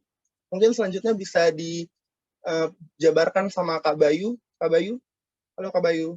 Halo Kak Duta. Oke, baiklah, terima kasih ya sebelumnya kepada Kak Ayu dan Kak Duta. Sini aku mau melanjut ini obrolan kita kepala suku, yaitu masih berkaitan dengan tips pemilihan perguruan tinggi, tujuan, dan mata kuliah. Nah, salah satu ya, teman-teman telah dinyatakan lolos dan tentunya diterima di perguruan tinggi tujuan, yaitu teman-teman akan mengisi kartu rencana studi di perguruan tinggi penerima. Kita boleh next ya. Tentunya juga teman-teman yang dinyatakan lolos dan dipilihannya tuh nanti ada arahan dari koordinator perguruan tinggi penerima yang akan meminta nih teman-teman untuk memilih dan mengisi mata kuliah yang berada di perguruan tinggi penerima. Dan note juga ya untuk teman-temannya, sebelum memilih dan mengisi mata kuliah, teman-teman bisa nih konfirmasi ulang ke PIC perguruan tinggi penerima mengenai apakah mata kuliah yang ditawarkan itu benar-benar tersedia atau tidak, supaya nanti saat teman-teman cetak KRS perguruan tinggi penerima itu bisa aman dan juga bisa konsultasi ulang kepada jurusan asal ya. Next, kita ke slide berikutnya. Nah, setelah teman-teman nih sudah prepare semua, mulai dari konfirmasi ulang data, mengisi data penerbangan, serta juga mencetak KRS di perguruan tinggi penerima, teman-teman akan diberangkatkan ke daerah perguruan tinggi penerima sekitar 1 minggu kurang sebelum awal kalender akademi perguruan tinggi penerima dimulai. Nah, rentan dari 1 minggu, kurang dari 1 minggu itu banyak hal yang teman-teman lakukan, seperti halnya teman-teman bisa beradaptasi dengan lingkungan sekitar, ataupun nanti dari perguruan tinggi penerima akan mengadakan acara penyambutan mahasiswa inbound sebelum proses perkuliahan akademik dimulai ya teman-teman. Dan setelah dari hal tersebut, teman-teman nanti mulai nih proses pertemuan perdana. Teman-teman menjadi salah satu bagian dari mahasiswa. Di sana lebih kurang dari 6 bulan sampai dengan teman-teman mengikuti ujian akhir semester di perguruan tinggi penerima tentunya teman-teman. Oke, bisa ke slide berikutnya. Nah, di slide berikutnya ini merupakan slide terakhir ya teman-teman, yang dimana itu merupakan dokumentasi akhir pertemuan mata kuliah dari perguruan tinggi penerima. Biasanya akhir pertemuan itu di pertemuan ke-15 ya. Nah, di mana pada dokumentasi ini dari Kak Ayu ini merupakan imbon mahasiswi dari Universitas Negeri Padang yang ada di Sumatera Barat ya Kak ya? Iya Kak, betul banget. Nah, juga ada dokumentasi ya dari Kak Duta, imbonnya ini di Universitas Trisakti yang ada di daerah Jakarta. Benar kan Kak? Yap, bener banget. Nah, kalau aku sendiri, aku nih imbon dari Universitas Hayam Wuruk Perbanas yang berada di Surabaya. Kita ke slide berikutnya, bisa? Oke, next ya, demikianlah obrolan bareng kita ya, singkat terkait dengan pemilihan perguruan tinggi maupun mata kuliah yang akan teman-teman ambil. Semoga yang hadir di ruang Zoom meeting ini lolos sesuai dengan pilihannya masing-masing ya. Amin robbal alamin. Selanjutnya aku kembalikan ke moderator. Kepada moderator dipersilakan. Baik, terima kasih kepada para narasumber yang sudah sharing terkait dengan bagaimana memilih kampus dan bagaimana proses pemilihan mata kuliah di kampus inbound maupun di outbound kita. Nah, jadi di sini teman-teman ada beberapa yang perlu teman-teman catat hal penting, yaitu terkait dengan memperhatikan lokasi kampus seperti yang disampaikan tadi sama Kak Duta tadi, bahwasanya teman-teman perlu nih untuk kepoin kampus yang teman-teman ingin pilih supaya teman-teman tidak kesusahan nanti ketika sudah sampai di kampus tujuan. Nah, selanjutnya di sini juga ada teman-teman agar teman-teman tidak kebingungan nanti ketika teman-teman sudah selesai PMM, agar KRS-nya bisa terkonversi di kampus asal teman-teman. Teman-teman harus intens melakukan komunikasi dengan PT asal teman-teman, seperti itu. Oke, sebelum kita ke sesi selanjutnya, kami ucapkan terima kasih sekali lagi kepada para narasumber yang sudah berkesempatan hadir di acara kita siang hari ini dan berbagi terkait dengan pengalaman selama di PMM. Oke, mungkin untuk pembahasan selanjutnya akan dilanjutkan oleh moderator 1 kepada Kak Khaira. Saya kembalikan. Baik, terima kasih ya. Wah, sangat menarik sekali dari cerita tentang apa tadi namanya pemilihan PT, bagaimana konsorsianya. Baik, saya ambil alih. Nah, selanjutnya adalah acara kita, yaitu membahas mengenai cerita baik modul Nusantara. Nah, apa sih itu modul Nusantara dan bagaimana sih kegiatannya? Sebelum masuk ke pembahasan, saya mau nunggu sapa dulu nih kepada pemateri kita yang ganteng berkumis tipis dan hitam manis. Halo Kak Yudik, halo Kak Dimas, selamat sore. Halo Khaira. Gimana nih kabarnya Kak, sehat? Alhamdulillah sehat, baik walafiat. Terdengar kan suara saya ya? Aman. Suaraku kedengaran baik juga kan, Ra di sana? Iya. Oke. Ini ada Kak Dimas, halo Kak Dimas. Halo. Wah, gimana Kak Dimas, kabarnya sehat? Alhamdulillah sehat. Masya Allah. Oh ya, mungkin langsung saja untuk pemaparannya mengenai kegiatan cerita baik modul Nusantara. Untuk itu dipersilahkan Kak Yudik dan juga Kak Dimas. Terima kasih. Oke, terima kasih atas waktu dan kesempatan yang telah diberikan kepada teman-teman. Oke, saya izin share screen dulu ya. Oke, apakah tampilan dari PPT saya sudah kelihatan dengan baik, Khaira? Baik Kak, udah bagus kok. Udah bisa dilihat. Oke, wait a minute ya. Oke teman-teman, seperti pepatah bilang ya, sepertinya mukaku nggak asing nih. Tak kenal maka tak sayang. Untuk itu izinkan saya perkenalan diri, nama saya Muhammad Taqiyuddin Ramdhani, bisa dipanggil Yudi. Saya merupakan mahasiswa dari Universitas Warmadewa, dan kemarin sempat bisa bertukar sementara di universitas paling top di Indonesia, yaitu Universitas Gadjah Mada. Dan saya berkesempatan untuk memimpin dari 98 mahasiswa dari Sabang sampai Merauke menjadi kepala suku dari PMM 2 UGM. Oke, yang paling unik teman-teman yang benar-benar mempunyai value yang sangat gimana ya, bineka, yaitu mengenai modul Nusantara. Jadi modul Nusantara ini berbobot 4 SKS yang dimana kalian kuliah tuh sambil jalan-jalan, mengenal bagaimana kearifan lokal budaya yang ada di daerah PT tujuan yang kalian inginkan. Oke, apa aja sih nilai-nilai dari modul Nusantara ini? Ada 4 ya teman-teman. Jadi di sini aku nggak sendiri, jadi sama Bro Adimas yang dari inbound dari Muhammadiyah Sorong di Papua. Jadi di sini kita akan membagi bagaimana pembahasan. Di sini aku akan membahas mengenai nilai kebinekaan dan inspirasi, dan nanti refleksi dan kontribusi sosial akan dipaparkan oleh Mas Adimas. Oke? Oke, langsung aja kita ke intinya. Oke, apa sih itu modul Nusantara? Jadi modul Nusantara merupakan rangkaian kegiatan yang akan difokuskan terhadap menciptakan pemahaman komprehensif tentang kebinekaan, inspirasi, refleksi, dan kontribusi sosial yang didesain melalui pembimbingan secara berurutan dan berulang oleh dari PT penerima sendiri. Tentunya kebinekaan akan dilaksanakan selama 8 kali, inspirasi 2 kali, refleksi 5 kali, dan kontribusi sosial 1 kali. Nah, sehingga dalam 1 semester yang kalian penyam di pendidikan di PT penerima, nanti ada sebanyak 16 kali aktivitas modul Nusantara. Nah, mengenai kebinekaan ya teman-teman ya, kita bisa lihat dari foto di sini, Kampung Batik Giriloyo. Jadi itu merupakan salah satu kegiatan dari kebinekaan, yang dimana kita pada satu PMM 2 UGM berkunjung untuk mempelajari bagaimana budaya warisan dari Yogyakarta itu sendiri. Jadi di sini kebinekaan merupakan mahasiswa mengikuti kegiatan promosi kebinekaan. Nah, tentunya seperti eksplorasi lokasi budaya dan hal lain sebagainya. Nah, selanjutnya di samping kanan ini kita bisa lihat, wow, di sini ada mengenai inspirasi. Jadi mahasiswa sini mengikuti talk show dari figur atau tokoh publik inspiratif dari daerah masing-masing. Nah, ini merupakan kita bisa, jadi di sini banyak banget dari perwakilan dari banyaknya universitas. Lihat warna-warninya almet, kalian bisa tebak dari universitas mana aja. Itu kita berkunjung di Masjid Kota Gede yang ada di Yogyakarta. Nah, di sini kita mengenal bagaimana sejarah dari Masjid Kota Gede itu sendiri, bagaimana sekiranya kita mempertahankan kearifan lokal dan sejarah yang ada di sana, seperti itu.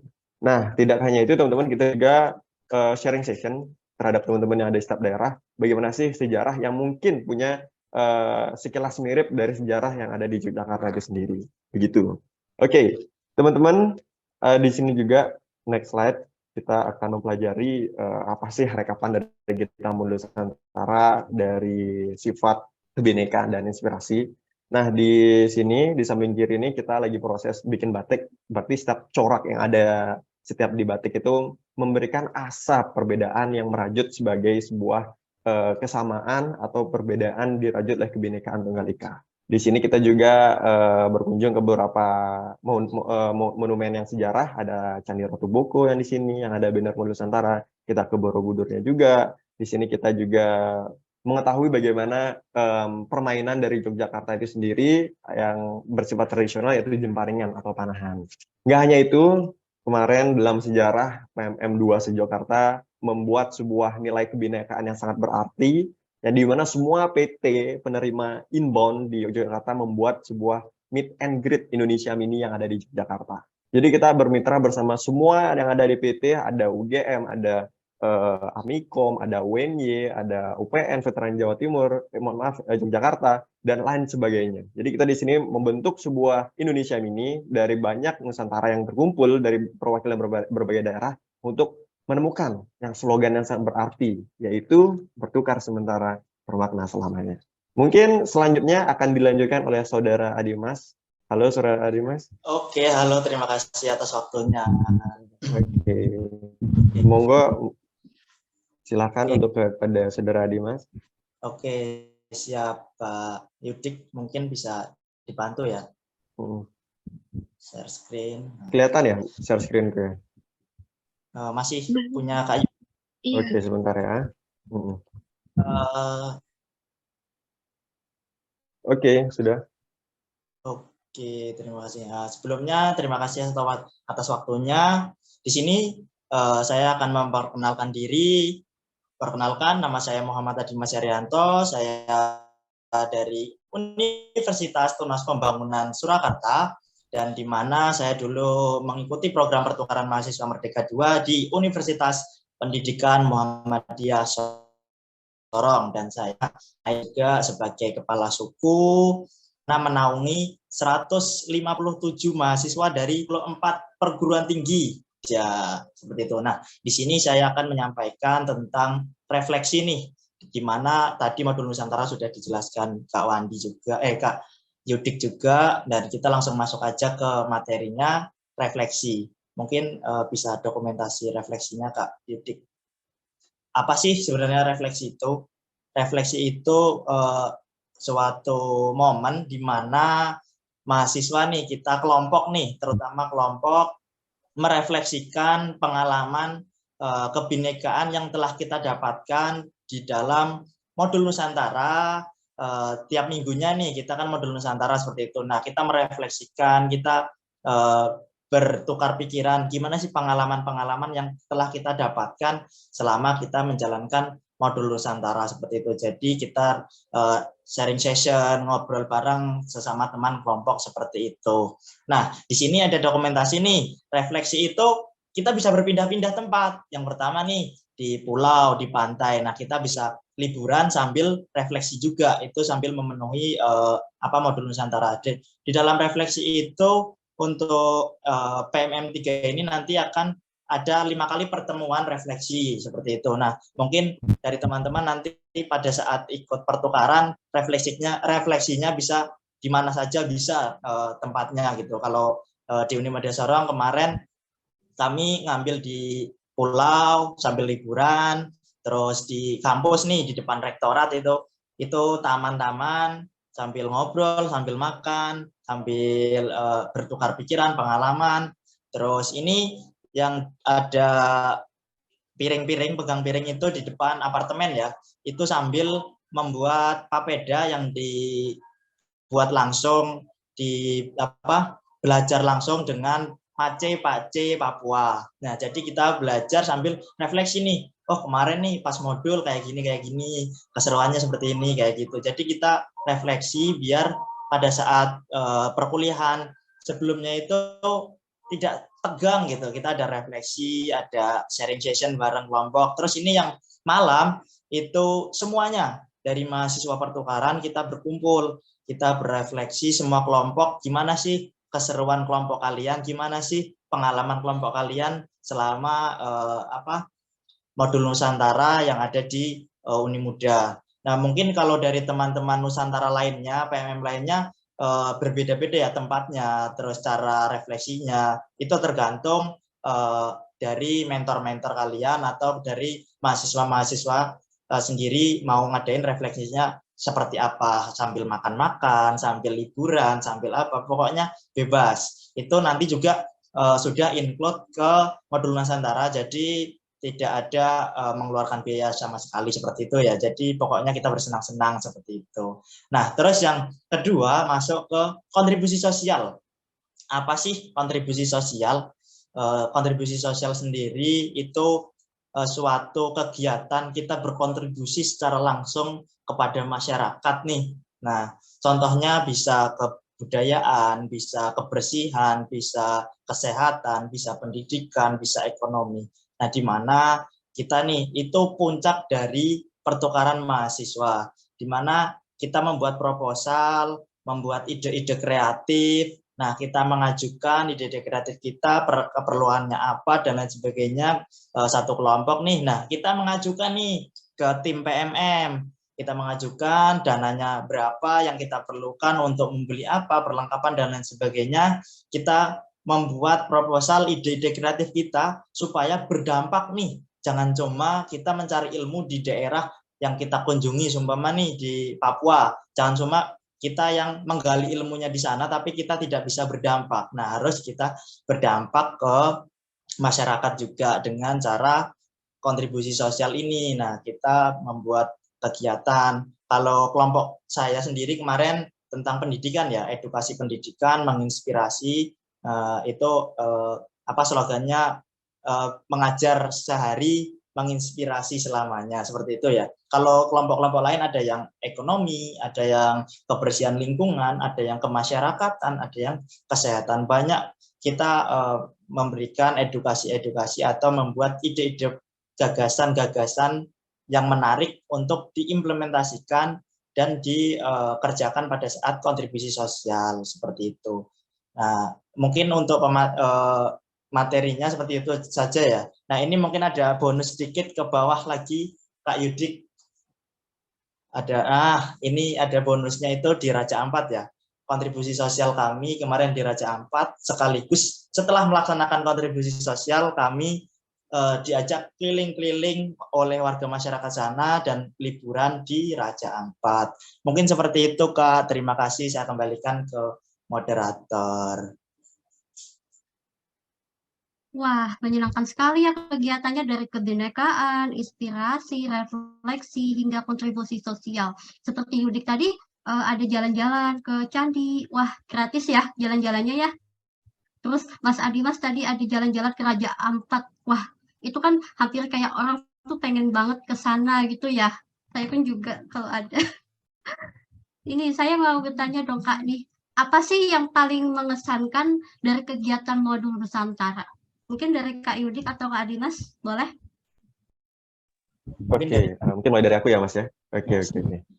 Makasih atas waktunya teman-teman. Wow, seperti berkesan ya.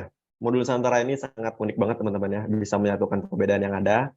Itu pada saat aku di desa Ngelanggeran, itu kontribusi sosial. Jadi kita tuh rasa KKN banget sama teman-teman. Di sana kita belajar bagaimana agrowisata yang berkembang pesat di sana, yang membantu perekonomian keluarga atau warga di sana lebih tepatnya. Jadi di Ngelanggeran ini kita di sana pertama kita ada short trekking di Gunung Api Purba. Kita belajar gimana cara buat coklat, dan di sana kita bisa berbaur sama warga-warga di sana bagaimana mengembangkan desa menjadi agrowisata yang sangat sukses gitu. Jadi peran antara anak muda dan para lansia itu sangat kolaboratif banget di sana.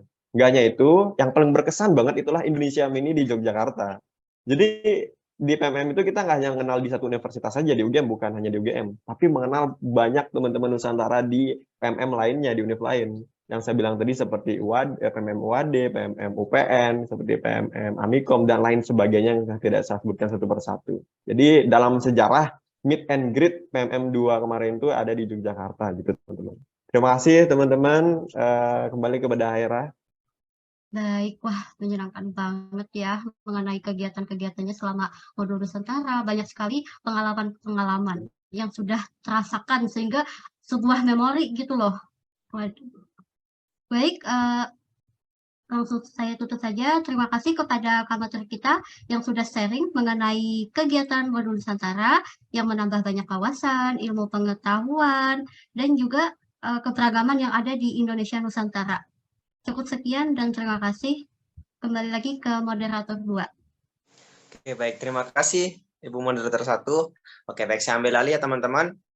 Selanjutnya untuk pembahasan kita ini, kita sudah di penghujung acara. Jadi pembahasan kita untuk sesi kali ini yaitu terkait dengan mengenal kepala suku. Nah, jadi perlu diketahui teman-teman, yang menyelenggarakan ini adalah dari Kepala Suku Nusantara. Jadi semua kepala suku se-Nusantara mulai dari Papua sampai dengan Aceh. Nah, di sini kami juga menyiapkan nih materi terkait dengan mengenal peran kepala suku. Jadi apa sih itu kepala suku dan bagaimana perannya?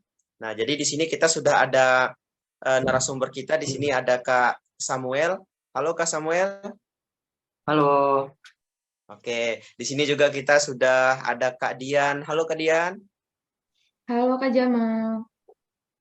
Oke, di sini karena sudah ada narasumber kita, untuk mempersingkat waktu karena mungkin teman-teman yang di Papua juga mungkin sudah mau maghrib ya untuk berbuka puasa bagi yang menjalankan ibadah puasa.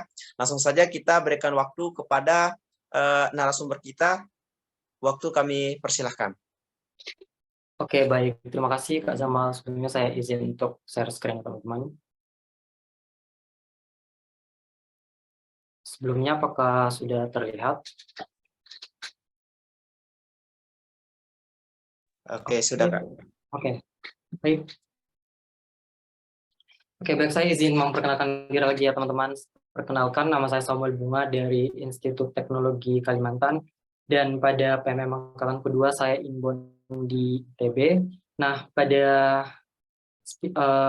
materi kali ini saya akan membawakan terkait kepala suku PMM dan juga wakil kepala suku dan mungkin juga organisasi-organisasi ataupun staf-staf dari kepala suku tersebut. Dan hari ini saya tidak sendirian, saya ditemani sama Kak Dian. Mungkin Kak Dian bisa perkenalkan diri dulu. Oke, terima kasih untuk Kak Samuel.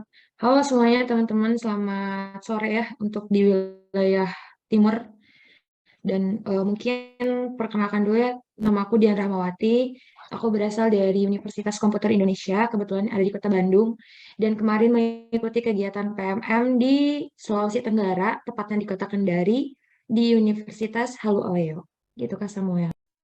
Oke, terima kasih Kak Dian. Baik, langsung saya teman-teman. Jadi sebenarnya mungkin teman-teman bertanya kepala suku itu apa, kemudian nanti juga akan ada wakilnya bila diperlukan, bahkan juga staf atau bawahan-bawahan dari kepala suku, maksudnya yang membantu kepala suku untuk menjalankan tugas-tugasnya. Jadi kalau secara garis besar kepala suku itu seperti ketua angkatan atau juga mungkin yang mudahnya kita kenal itu seperti BEM ataupun mungkin presiden KM di setiap universitas yang mana dia kepala suku ini akan membantu PIC PT penerimanya atau inbound di mana dia berada untuk sebagai media komunikasi dengan teman-teman sesama inboundnya dan juga sebagai media komunikasi dengan panitia PMM pusat. Jika ada informasi yang perlu disampaikan kepada teman-teman akan lebih mudah dan terarah sehingga informasi tersebut dapat diterima dengan baik.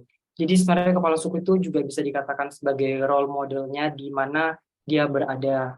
Jadi mencerminkan sosok yang memiliki jiwa kepemimpinan untuk memimpin atau mengkoordinir anggota-anggotanya di mana dia berada. Mungkin Kak Dian bisa dilanjutkan atau ditambahkan. Oke, baik. Teman-teman kurang lebih tadi benar ya apa yang udah dijelaskan sama Kak Samuel gitu. Apa sih kepala suku itu? Tadi benar banget, kalau kepala suku itu sebagai role model. Jadi, kalau kepala suku itu ibarat teman-teman nanti yang dapat mengkoordinir teman-teman di PT tujuannya gitu. Selain kalian mengikuti kegiatan PMM ini sebagai peserta, tapi kalian juga membawa atas nama kepala suku yang dimana nanti kalian itu yang bakal menanggung-jawabi segala bentuk permasalahan atau kegiatan di PT tujuan selama PMM berlangsung selama 1 semester ke depan gitu. Jadi untuk kepala suku itu ibaratnya kayak ketua lah gitu, kayak ketua kelompoknya nanti ketika kalian mengikuti kegiatan PMM di PT tujuan, dialah sosok yang akan membantu kalian, yang akan mengkoordinir kalian dan sekaligus menjadi tangan kanannya dari PIC PT tujuan. Gitu Kak Samuel.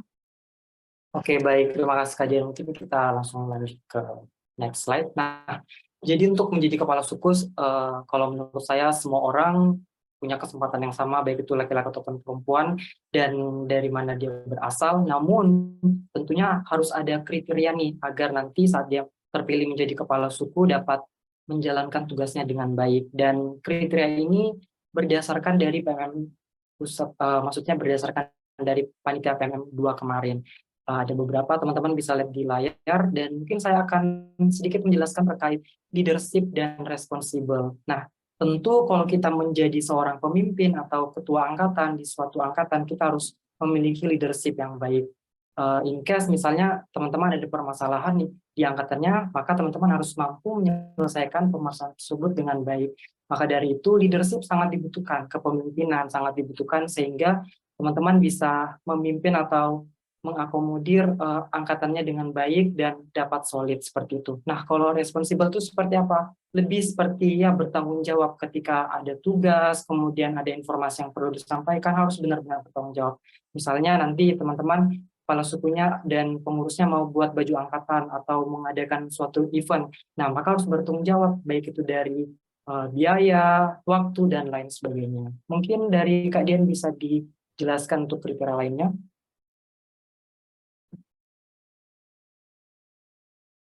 Oke, mungkin itu sedikitnya baru 2 ya kriteria dari kepala suku yang dijelaskan sama Kak Samuel. Di sini aku bakalan ngejelasin kriteria kepala suku itu yang pertama ada public speaking. Karena aku tahu ya, setiap manusia itu udah punya skill public speaking-nya masing-masing, tapi di sini kita lihat yang jadi kepala suku itu di mana skill public speaking-nya harus bagus, mulai dari nanti penyampaian informasi dari PIC ke teman-teman, atau nanti ada saran, aduan, dan lain sebagainya dari teman-teman untuk PT tujuan dan lain sebagainya, itu harus disampaikan sebaik mungkin agar tidak terjadi miskomunikasi. Nah, kenapa kriteria public speaking di sini ditaruh untuk menjadi kriteria kepala suku? Karena ketika nanti kita menjadi koordinator teman-teman di PT tujuan gitu ya, public speaking kita itu benar-benar harus dipertanggungjawabkan dan dapat dipertanggungjawabkan tentunya untuk teman-teman yang satu PT tujuan dengan kita. Jadi public speaking ini sangat penting ya teman-teman, nanti buat teman-teman yang pengen jadi kepala suku, diperhatikan public speaking-nya agar nanti tidak terjadi miskomunikasi antara mahasiswa dengan PIC maupun dengan PIC dengan mahasiswa. Seperti itu. Lanjut ke kriteria quick response. Oke, di sini teman-teman yang jadi kepala suku harus benar-benar respon cepat ya. Respon cepatnya itu dalam semua hal. Mulai dari nanti kalau ada permasalahan, harus cepat-cepat dicari jalan keluarnya. Kalau misalnya nanti ada saran dari teman-teman untuk PT tujuan, harus cepat-cepat disampaikan ke PIC, ataupun nanti ketika ada informasi dari PIC, harus segera teman-teman sampaikan ke teman-teman yang lainnya gitu. Jadi jangan sampai ketika ada masalah dinanti-nanti, jadi masalahnya makin besar. Atau ketika nanti ada informasi dari PIC, untuk teman-teman semua itu telat menyampaikan, kan itu nanti ke depannya juga akan sedikit menghambat proses perjalanan kita selama mengikuti kegiatan PMM di PT tujuan gitu ya. Jadi harapannya yang nanti siapapun menjadi kepala suku, harap quick respon atau respon dengan cepat dalam berbagai sisi, dalam segi apapun. Lanjut ke kriteria yang terakhir itu humble. Nah, di sini humble tuh jadi teman-teman kepala suku nih ya, kalian harus bisa mengayomi teman-teman lainnya karena kita berangkat dari pulau yang berbeda, membawa almater masing-masing, jangan sampai nanti menjadi sombong atau tidak ramah atau pilih-pilih teman yang lebih umumnya. Jadi yang menjadi kepala suku nanti itu harus dapat mengayomi semua teman-teman dari berbagai penjuru daerah, tidak pilih-pilih teman. Jadi sehingga yang menjadi kepala suku ini dapat merangkul semua teman-temannya yang satu tujuan dengan kita di sana gitu. Ibaratnya kalau kepala suku itu jadi kayak bisa jadi ibu, bisa jadi bapak, bisa jadi ketua, atau bisa jadi kakak atau lain sebagainya. Nah, jadi yang nanti kepilih di antara teman-teman nih yang mengikuti kegiatan PMM ini, yang kepilih menjadi kepala suku, harap kriteria kecil ini harap diperhatikan gitu ya, demi keberlangsungan kegiatan kalian nanti selama di PT tujuan. Gitu Kak Samuel. Oke, terima kasih Kak Dian. Kita langsung lanjut aja teman-teman. Untuk teknik dari pemilihan kepala suku ini juga berdasarkan dari panitia PMM 2 untuk panitia pusat yang kemarin dari tim PMM, di mana yang pertama pemilihan difasilitasi atau diakomodir oleh koordinator PT penerima, kemudian pemilihan dilakukan secara demokratis, hasil pemilihan nama kepala suku yang didasarkan pada kesepakatan nih antara teman-teman sesama inbound dan juga diketahui oleh koordinator PT penerima. Kemudian nanti kepala sukunya yang menjadi kepala suku disampaikan kepada koordinator PT penerima, disampaikan oleh koordinator PT penerima ke koordinator wilayah. Nah, jadi pemilihannya kurang lebih seperti itu teman-teman, dan kebetulan kemarin kalau di ITB kita pemilihannya itu di mana setiap dosen modul Nusantara merekomendasikan nama-nama yang menjadi calon kepala suku, kemudian nanti calon tersebut menyampaikan profil mereka, dan nanti kita mengadakan kayak musyawarah, dan di musyawarah itu kita diskusi sesama inbound dan juga calon kepala sukunya. Kepala sukunya menyampaikan terkait kurang lebih visi misinya, kemudian apa yang akan dilakukan, kurang lebih seperti itu teman-teman. Mungkin dari Dian ada yang ingin ditambahkan? Oke, Kak Samuel mungkin kurang lebihnya sama ya terkait teknis pemilihan kepala suku. Tidak ada hal yang ribet atau perlu gimana-gimana nih untuk teknis pemilihan kepala suku. Yang jelas untuk nanti ke depannya untuk para peserta PMM 3 ini ketika nanti akan diadakan pemilihan kepala suku, kuncinya satu, diskusi dan musyawarah baik sama teman-teman inbound-nya begitupun dengan PIC-nya. Kuncinya itu. Jadi untuk nanti teknisnya mau secara online atau mau secara offline, mau voting atau dan lain sebagainya, itu kembali lagi ke kesepakatan teman-teman di PT tujuan gitu. Tapi jangan dilupakan untuk pemilihan kepala suku itu dilakukan secara musyawarah ya, baik teman-teman dengan PIC gitu. Jadi untuk kedepannya bisa tahu nih, oh yang jadi kepala suku itu benar-benar yang nanti dapat mengkoordinir kalian dengan baik. Tuh. Oke, baik, mungkin itu yang dapat kami sampaikan. Saya kembalikan kepada moderator. Oke, baik, terima kasih kepada narasumber kita yang sudah berbagi terkait dengan pengalaman mereka sebagai kepala suku. Nah, jadi di sini teman-teman perlu mempersiapkan yang seperti yang dijelaskan tadi sama narasumber kita sebelum teman-teman berangkat dan lolos di PMM ini. Semoga kita semua lolos, amin. Dan teman-teman harus persiapkan menjadi kepala suku itu asik teman-teman, tapi ada beberapa yang harus teman-teman persiapkan seperti yang dijelaskan terkait dengan kriteria, terkait dengan ada leadership, public speaking, responsive, dan quick response. Jadi, dan humble. Dan itu menurut saya itu sangat penting teman-teman karena ketika kita menjadi kepala suku, kita sebagai role model. Jadi kita harus benar-benar humble dan bisa istilahnya berbaur dengan mahasiswa-mahasiswa lainnya. Ya mungkin teman-teman karena kita sudah di penghujung acara, sebelumnya saya ucapkan terima kasih kepada narasumber kita Kak Dian dan Kak Samuel yang sudah berbagi kepada kita meluangkan waktunya untuk menghadiri acara kita pada sore hari ini. Oke, karena kita sudah di penghujung acara, saya Muhammad Jamaluddin. Sekian dan terima kasih. Saya kembalikan ke MC. Silakan Kak Wandi. Baik, terima kasih. Jadi kita sudah dengarkan sama-sama ya terkait dengan ada materi-materi terkait dengan alur, kemudian terkait dengan apa sih tugas dari kepala suku, kemudian tips pemilihan perguruan tinggi, kemudian cerita baik modul Nusantara. Jadi itu adalah hal-hal yang akan teman-teman lalui mulai dari pendaftaran PM sehingga teman-teman menjadi mahasiswa yang benar-benar terjun atau terlibat langsung menjadi anggota daripada PMM ini. Jadi teman-teman persiapkan diri ya. Jadi teman-teman sudah bisa, yang belum menyelesaikan pendaftaran sudah tahu nih alur dan teknis pendaftaran PMM tadi telah dijelaskan oleh pimpinan secara langsung. Kemudian ada tips memilih peta tujuan, kemudian cerita baik modul Nusantara, kemudian mengenal peran kepala suku. Jadi materinya sangat-sangat seru. Oke, baik, kita beranjak ke acara selanjutnya, acara yang paling ditunggu-tunggu nih. Mungkin banyak sekali pertanyaan di benak teman-teman mahasiswa calon PMM 3 yang pengen bertanya terkait dengan PMM nantinya. Oke, saya beri kesempatan untuk 3 penanya terlebih dahulu. Oke, yang ingin bertanya silakan raise hand ya, raise hand di Zoom. Akan saya pilihkan. Jadi yang pertama, Alfonsius Lois Betran. Oke, kita beri kesempatan dulu kepada Alfonsius.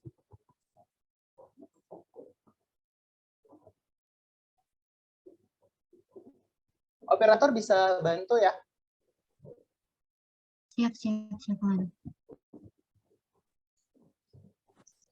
Halo kakak semuanya, salam kenal. Perkenalkan, nama aku Alfonsius Lois Betran dari Universitas Wahid Hasim Semarang.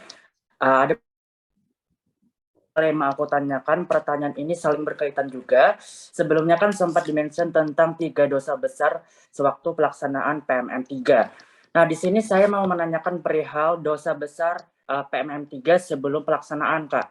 Kenapa? Karena di sini banyak teman-teman yang di sini masih terkendala perihal vaksin. Ada memang karena ketersediaannya kurang, bahkan nggak ada sama sekali. Maka dari itu banyak sekali orang-orang yang melakukan kesempatan licik atau curang melakukan jual beli vaksinasi secara palsu atau joki vaksin. Maka dari itu ada beberapa pertanyaan yang mau saya tanyakan. Bagaimana kita dapat mencegah kasus seperti penggunaan jasa joki vaksin oleh mahasiswa dalam memenuhi syarat PMM, dan apa kira-kira Kak solusi yang dapat diberikan, dan mungkin apakah ada saksi buat perihal hal ini Kak? Karena jujur dari saya pribadi sendiri sangat menyayangkan adanya ini karena kita di sini bersama-sama untuk saling jujur Kak, begitu. Oke, baik. Terima kasih. Pertanyaannya cukup bagus ya. Jadi gimana sih cara untuk menangani hal-hal semacam ini, hal-hal curang bagi yang tidak vaksin kemudian melakukan kecurangan dengan cara vaksin tembak ya, seperti itu. Oke, baik. Kemudian tadi sempat menyinggung juga 3 dosa besar. Jadi 3 dosa besar tadi telah dijelaskan di awal oleh Kepala Program PMM. Jadi 3 dosa besar ya, for your information, bahwa 3 dosa besar yang dimaksud di sini adalah perundungan, kekerasan seksual, dan juga intoleransi. Dan untuk masalah tadi dari Alfonsius, mungkin dari teman-teman panitia ada bisa langsung menjawab. Halo Wandi. Iya.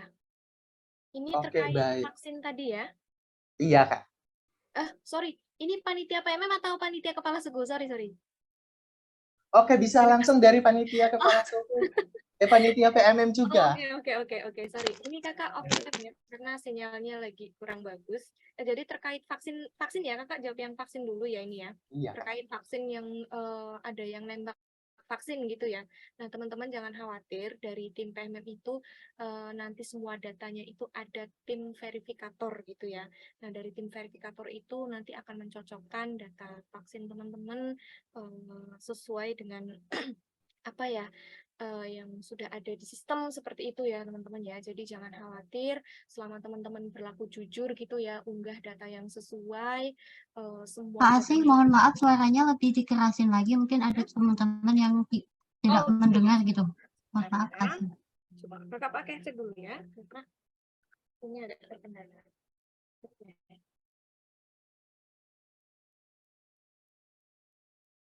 Cek, udah kedengeran? Jelas? Iya Kak, langsung aja Kak. Maaf ya Kak. Oke, ulang ya kakak ya, terkait vaksin, kartu vaksin tadi ada yang palsu gimana tuh kak? Nanti kita yang udah upload dengan sungguh-sungguh kegeser sama teman-teman kita yang curang gitu ya. Nah teman-teman jangan khawatir, kita nanti akan ada verifikator yang pasti akan dengan jeli, dengan teliti melakukan verifikasi pada dokumen-dokumen yang sudah teman-teman unggah kayak gitu. Jadi nggak usah khawatir, selama teman-teman berlaku jujur begitu ya, insya Allah bisa mengikuti program PMM ini kayak gitu.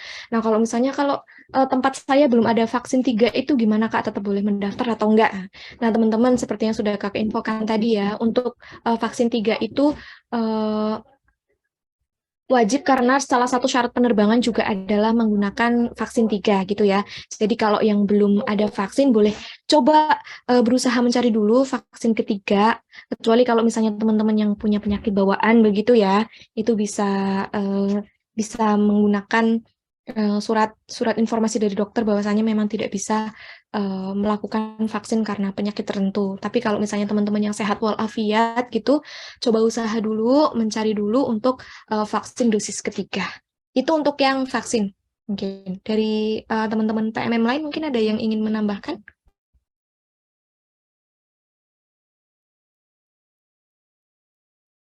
Oke, mungkin itu ya kalau yang terkait vaksin. Kalau misalnya tadi boleh dijawab sama teman-teman panitia. Atau kalau teman-teman panitia mau ikut menambahkan juga boleh. Oke, baik. Terima kasih. Dari teman-teman panitia kepala suku ada yang ingin menambahkan, dipersilakan. Mungkin Kak Ayu mau menambahkan? Oke, silakan Kak Ayu. Baik, terima kasih. Mohon izin menambahkan ya Kak. Oke, terkait yang kasus vaksin itu benar ya teman-teman, kita kalau misalkan di daerahnya itu nggak ada, kita harus usaha gitu ya, nyari vaksin yang tersedia di sekitar kita, entah kita bisa pergi ke daerah, misal dari Bandung ke daerah yang Sukabumi itu bisa kita jangkau gitu ya. Tapi sebisa mungkin teman-teman kita harus usaha di dekat sekitar kita gitu, puskesmas ataupun di dinas kesehatan terdekat, yang nantinya supaya teman-teman bisa lolos secara administrasi gitu, karena vaksin 3 ini atau vaksin booster ke-1 wajib banget gitu teman-teman. Jadi teman-teman kalau misalkan yang nggak ada penyakitnya atau alhamdulillah sehat gitu ya, jadi bisa untuk cari dan usaha sampai dapat vaksin tersebut gitu Kak. Terima kasih. Oke, terima kasih. Jadi cukup jelas ya, Alfonsius, terkait dengan pertanyaannya. Oke, kita melangkah ke pertanyaan yang selanjutnya nih. Ada yang sudah angkat tangan? Oke, ada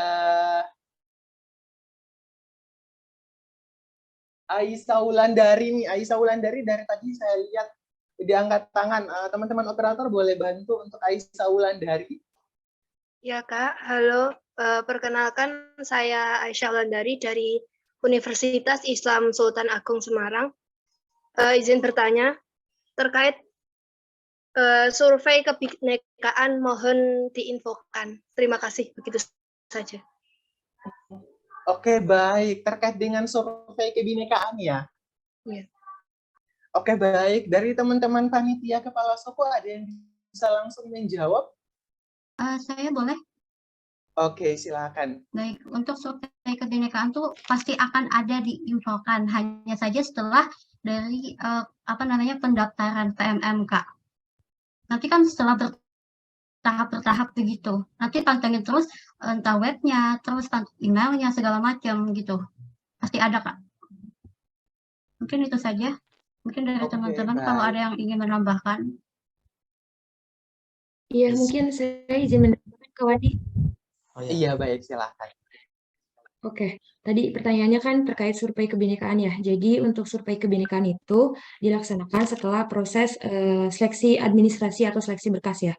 Kan teman-teman udah ngisi nih di WPMM terkait data diri teman-teman, terus berkas apa aja yang perlu diupload.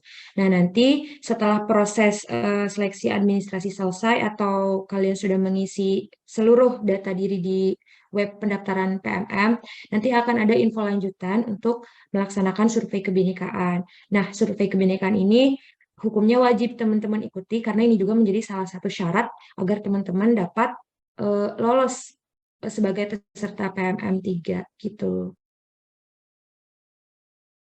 Oke, baik. Terima kasih. Jadi cukup jelas ya. Kira-kira dari tim PMM Pusat ada yang ingin ditambahkan terkait dengan survei kebinekaan? Dari kakak cukup ya, Wandi ya. Ditunggu informasi lanjutan aja dari teman-teman untuk tanggal dan waktunya nanti. Oke, baik. Jadi untuk survei kebinekaan, teman-teman bisa menunggu ya update informasi terkait survei kebinekaan. Jadi setelah seleksi administrasi, nanti akan ada survei kebinekaan. Seperti itu. Oke, terima kasih untuk Aisyah Wulandari. Kita melangkah ke pertanyaan yang terakhir nih, pertanyaan yang ketiga. Kita pilih aja nih dari kolom chat ya, kolom chat Zoom. Oke, ini ada yang bertanya. Mana nih? Sepertinya banyak banget ya Kak yang bertanya. Iya, banyak banget pertanyaannya. Waduh. Ini ada nih. Ini ada dari Tama nih. Dari Tama. Oke, pertanyaannya, Kak, jika kita sudah memiliki asuransi kesehatan swasta, tapi dulu pernah ada BPJS Kesehatan, tapi nggak aktif lagi, dan dianggap nunggak. Jadi baiknya saya pakai asuransi yang mana ya, Kak? Jadi dia mempunyai dua asuransi kesehatan. Yang pertama itu asuransi kesehatan swasta dan juga asuransi BPJS Kesehatan. Jadi alangkah baiknya dia pakai yang mana ya, Tama? Oke, baik. Dari teman-teman panitia ada yang bisa langsung menjawab?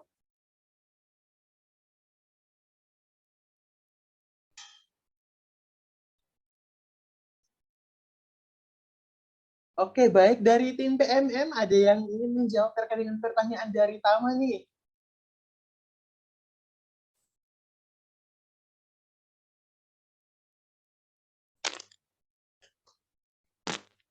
Jadi pertanyaan... Oke, kalau tidak ada yang jawab, saya mau izin menjawab ya, Kak. Boleh? Oke, Oke, baik. Oke, Baik, baik. Kak. Terima kasih, Kak. Saya mau izin jawab ya terkait dua kasus tersebut at the time. Berarti kalau misalkan kakak yang Kak Tama ini punya dua asuransi ya. Kalau pengetahuan saya gitu ya dan teman-teman pengalaman kemarin, ketika case-nya seperti itu, karena kita ini tentang BPJS-nya, kalau swastanya lebih ke yang tapi aktif kan untuk di biaya per bulan. Nah, lebih baik kita coba ke BPJS yang itu dari pemerintah gitu teman-teman. Jadi kenapa? Karena nantinya itu bisa kita gunakan saat di apply ke tempat klinik atau rumah sakit terdekat di PT penerima. Karena itu kasusnya waktu itu benar-benar dipersulit gitu ya, kayak ada teman saya waktu itu yang swasta tapi pakai yang BPJS biasanya udah nggak aktif, tapi si BPJS nggak aktifnya itu benar-benar dibayar dulu gitu tunggakannya, agar nanti saat di PT penerima kita ada kendala kesehatan bisa langsung di-apply dan juga bisa pindah domisilinya dulu gitu. Jadi di JKIN-nya bisa kita atur dulu gitu teman-teman. Terima kasih. Oke, baik. Terima kasih. Jadi itu adalah jawaban dari Kak Ayu ya, terkait dengan pertanyaan dari Kak Tamani. Jadi Kak Tamani mempunyai 2 asuransi, yaitu asuransi kesehatan swasta dan juga BPJS Kesehatan. Tapi BPJS Kesehatannya tidak aktif nih. Jadi apakah dia harus memilih yang mana nih untuk digunakan? Jadi itu sudah dijawab oleh Kak Ayu ya. Dan sedikit tambahan juga dari saya, terkait dengan BPJS Kesehatan, alangkah baiknya gunakan BPJS Kesehatan yang aktif ya, teman-teman. Karena seperti ini, nanti untuk BPJS, teman-teman, kalau misalnya teman-teman menggunakan BPJS yang tidak aktif, akan tetapi BPJS-nya dibayar setiap bulan dan nunggak, itu teman-teman harus mengaktifkan BPJS-nya terlebih dahulu. Dan teman-teman jika mempunyai asuransi kesehatan lain yang aktif, yang sedang berjalan, boleh langsung didaftarkan. Seperti itu ya. Dan bagi teman-teman yang tidak memiliki BPJS sama sekali atau asuransi kesehatan, seperti yang telah dijelaskan oleh Kak Asi tadi di awal, bahwa nanti akan didaftarkan oleh tim PMM. Seperti itu ya. Oke, baik. Mungkin ada tambahan dari tim PMM terkait dengan BPJS tersebut? Wandi, izin menambahkan Wandi. Oke, baik Kak. Ya, jadi memang benar ya tadi, bahwa yang diutamakan adalah memiliki asuransi BPJS Kesehatan atau asuransi kesehatan lain. Namun dapat dipastikan bahwa asuransi kesehatan lain itu menjamin rawat inap dan rawat jalan atas nama mahasiswa. Itu. Jadi misalnya saat ini kasusnya memiliki 2 asuransi, namun satu tidak aktif, jika asuransi yang satu itu ada jaminan untuk rawat inap atau rawat jalan atas nama mahasiswa, itu juga bisa digunakan. Namun sekali lagi asuransi ini kan berbeda-beda ya, apa istilahnya klausul di dalamnya gitu. Nah, perlu dicek juga asuransinya ini mencakupnya sampai sejauh mana gitu. Apakah di semua rumah sakit atau hanya di rumah sakit tertentu. Gitu. Jadi sebagai syarat asuransi ini bukan hanya sebagai syarat sebuah dokumen gitu ya administratif, tapi kita untuk menjaga nanti teman-teman ketika berada di lokasi atau di PT tujuan seperti itu. Nah, kalau kasusnya dia BPJS-nya saat ini tidak aktif, ada tunggakan, maka wajib jika akan menggunakan yang BPJS ya, maka wajib untuk mengaktifkan terlebih dahulu asuransi BPJS-nya, bayar tunggakan artinya. Seperti itu, Wandi. Oke, baik. Terima kasih. Saya rasa cukup jelas ya pertanyaan terkait dengan BPJS ini dari Kak Tama. Oke, jadi sudah terpenuhi ya untuk pertanyaannya sudah 3. Maka setelah terjawabnya sudah 3 pertanyaan tadi, kita akan beralih ke acara selanjutnya. Oke, teman-teman. Karena acara sesi tanya jawab sudah selesai, alangkah baiknya kita mengabadikan momen terlebih dahulu pada sore hari ini. Jadi teman-teman diharapkan untuk on cam. Teman-teman operator bisa bantu ya untuk dokumentasi pada hari ini.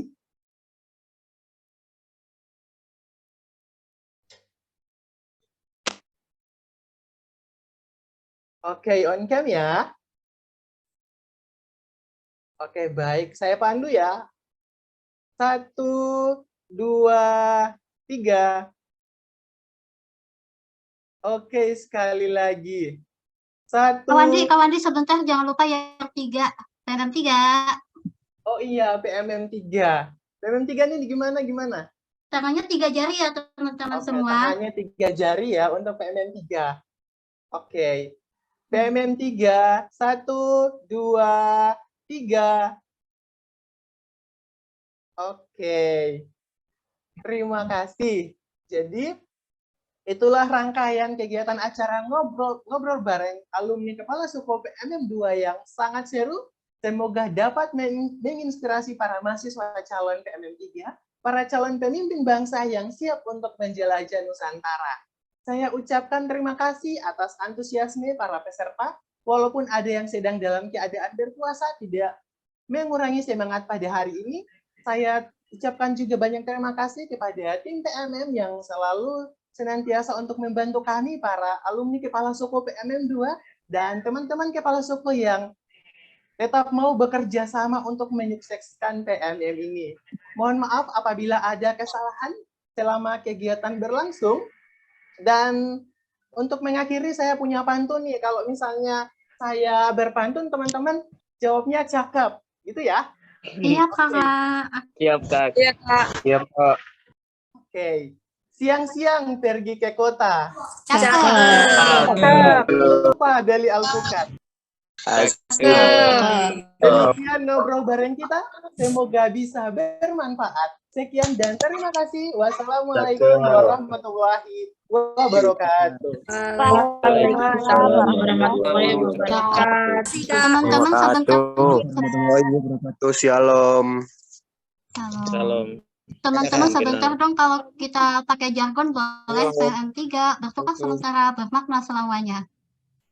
Ayo. Apakah bisa yuk kita nanti Ayo. Boleh diulang, Kak? Tapi via online ya. Nanti aku ngomong PMM3 bertukar sementara bermakna selamanya. Gimana? Gimana bisa ya? Semoga bisa jadi doa juga ya teman-teman. Amin. Ayo ya. Ya udah. Sok, aku mulai ya. 1, 2, 3. PMM3 Bertukar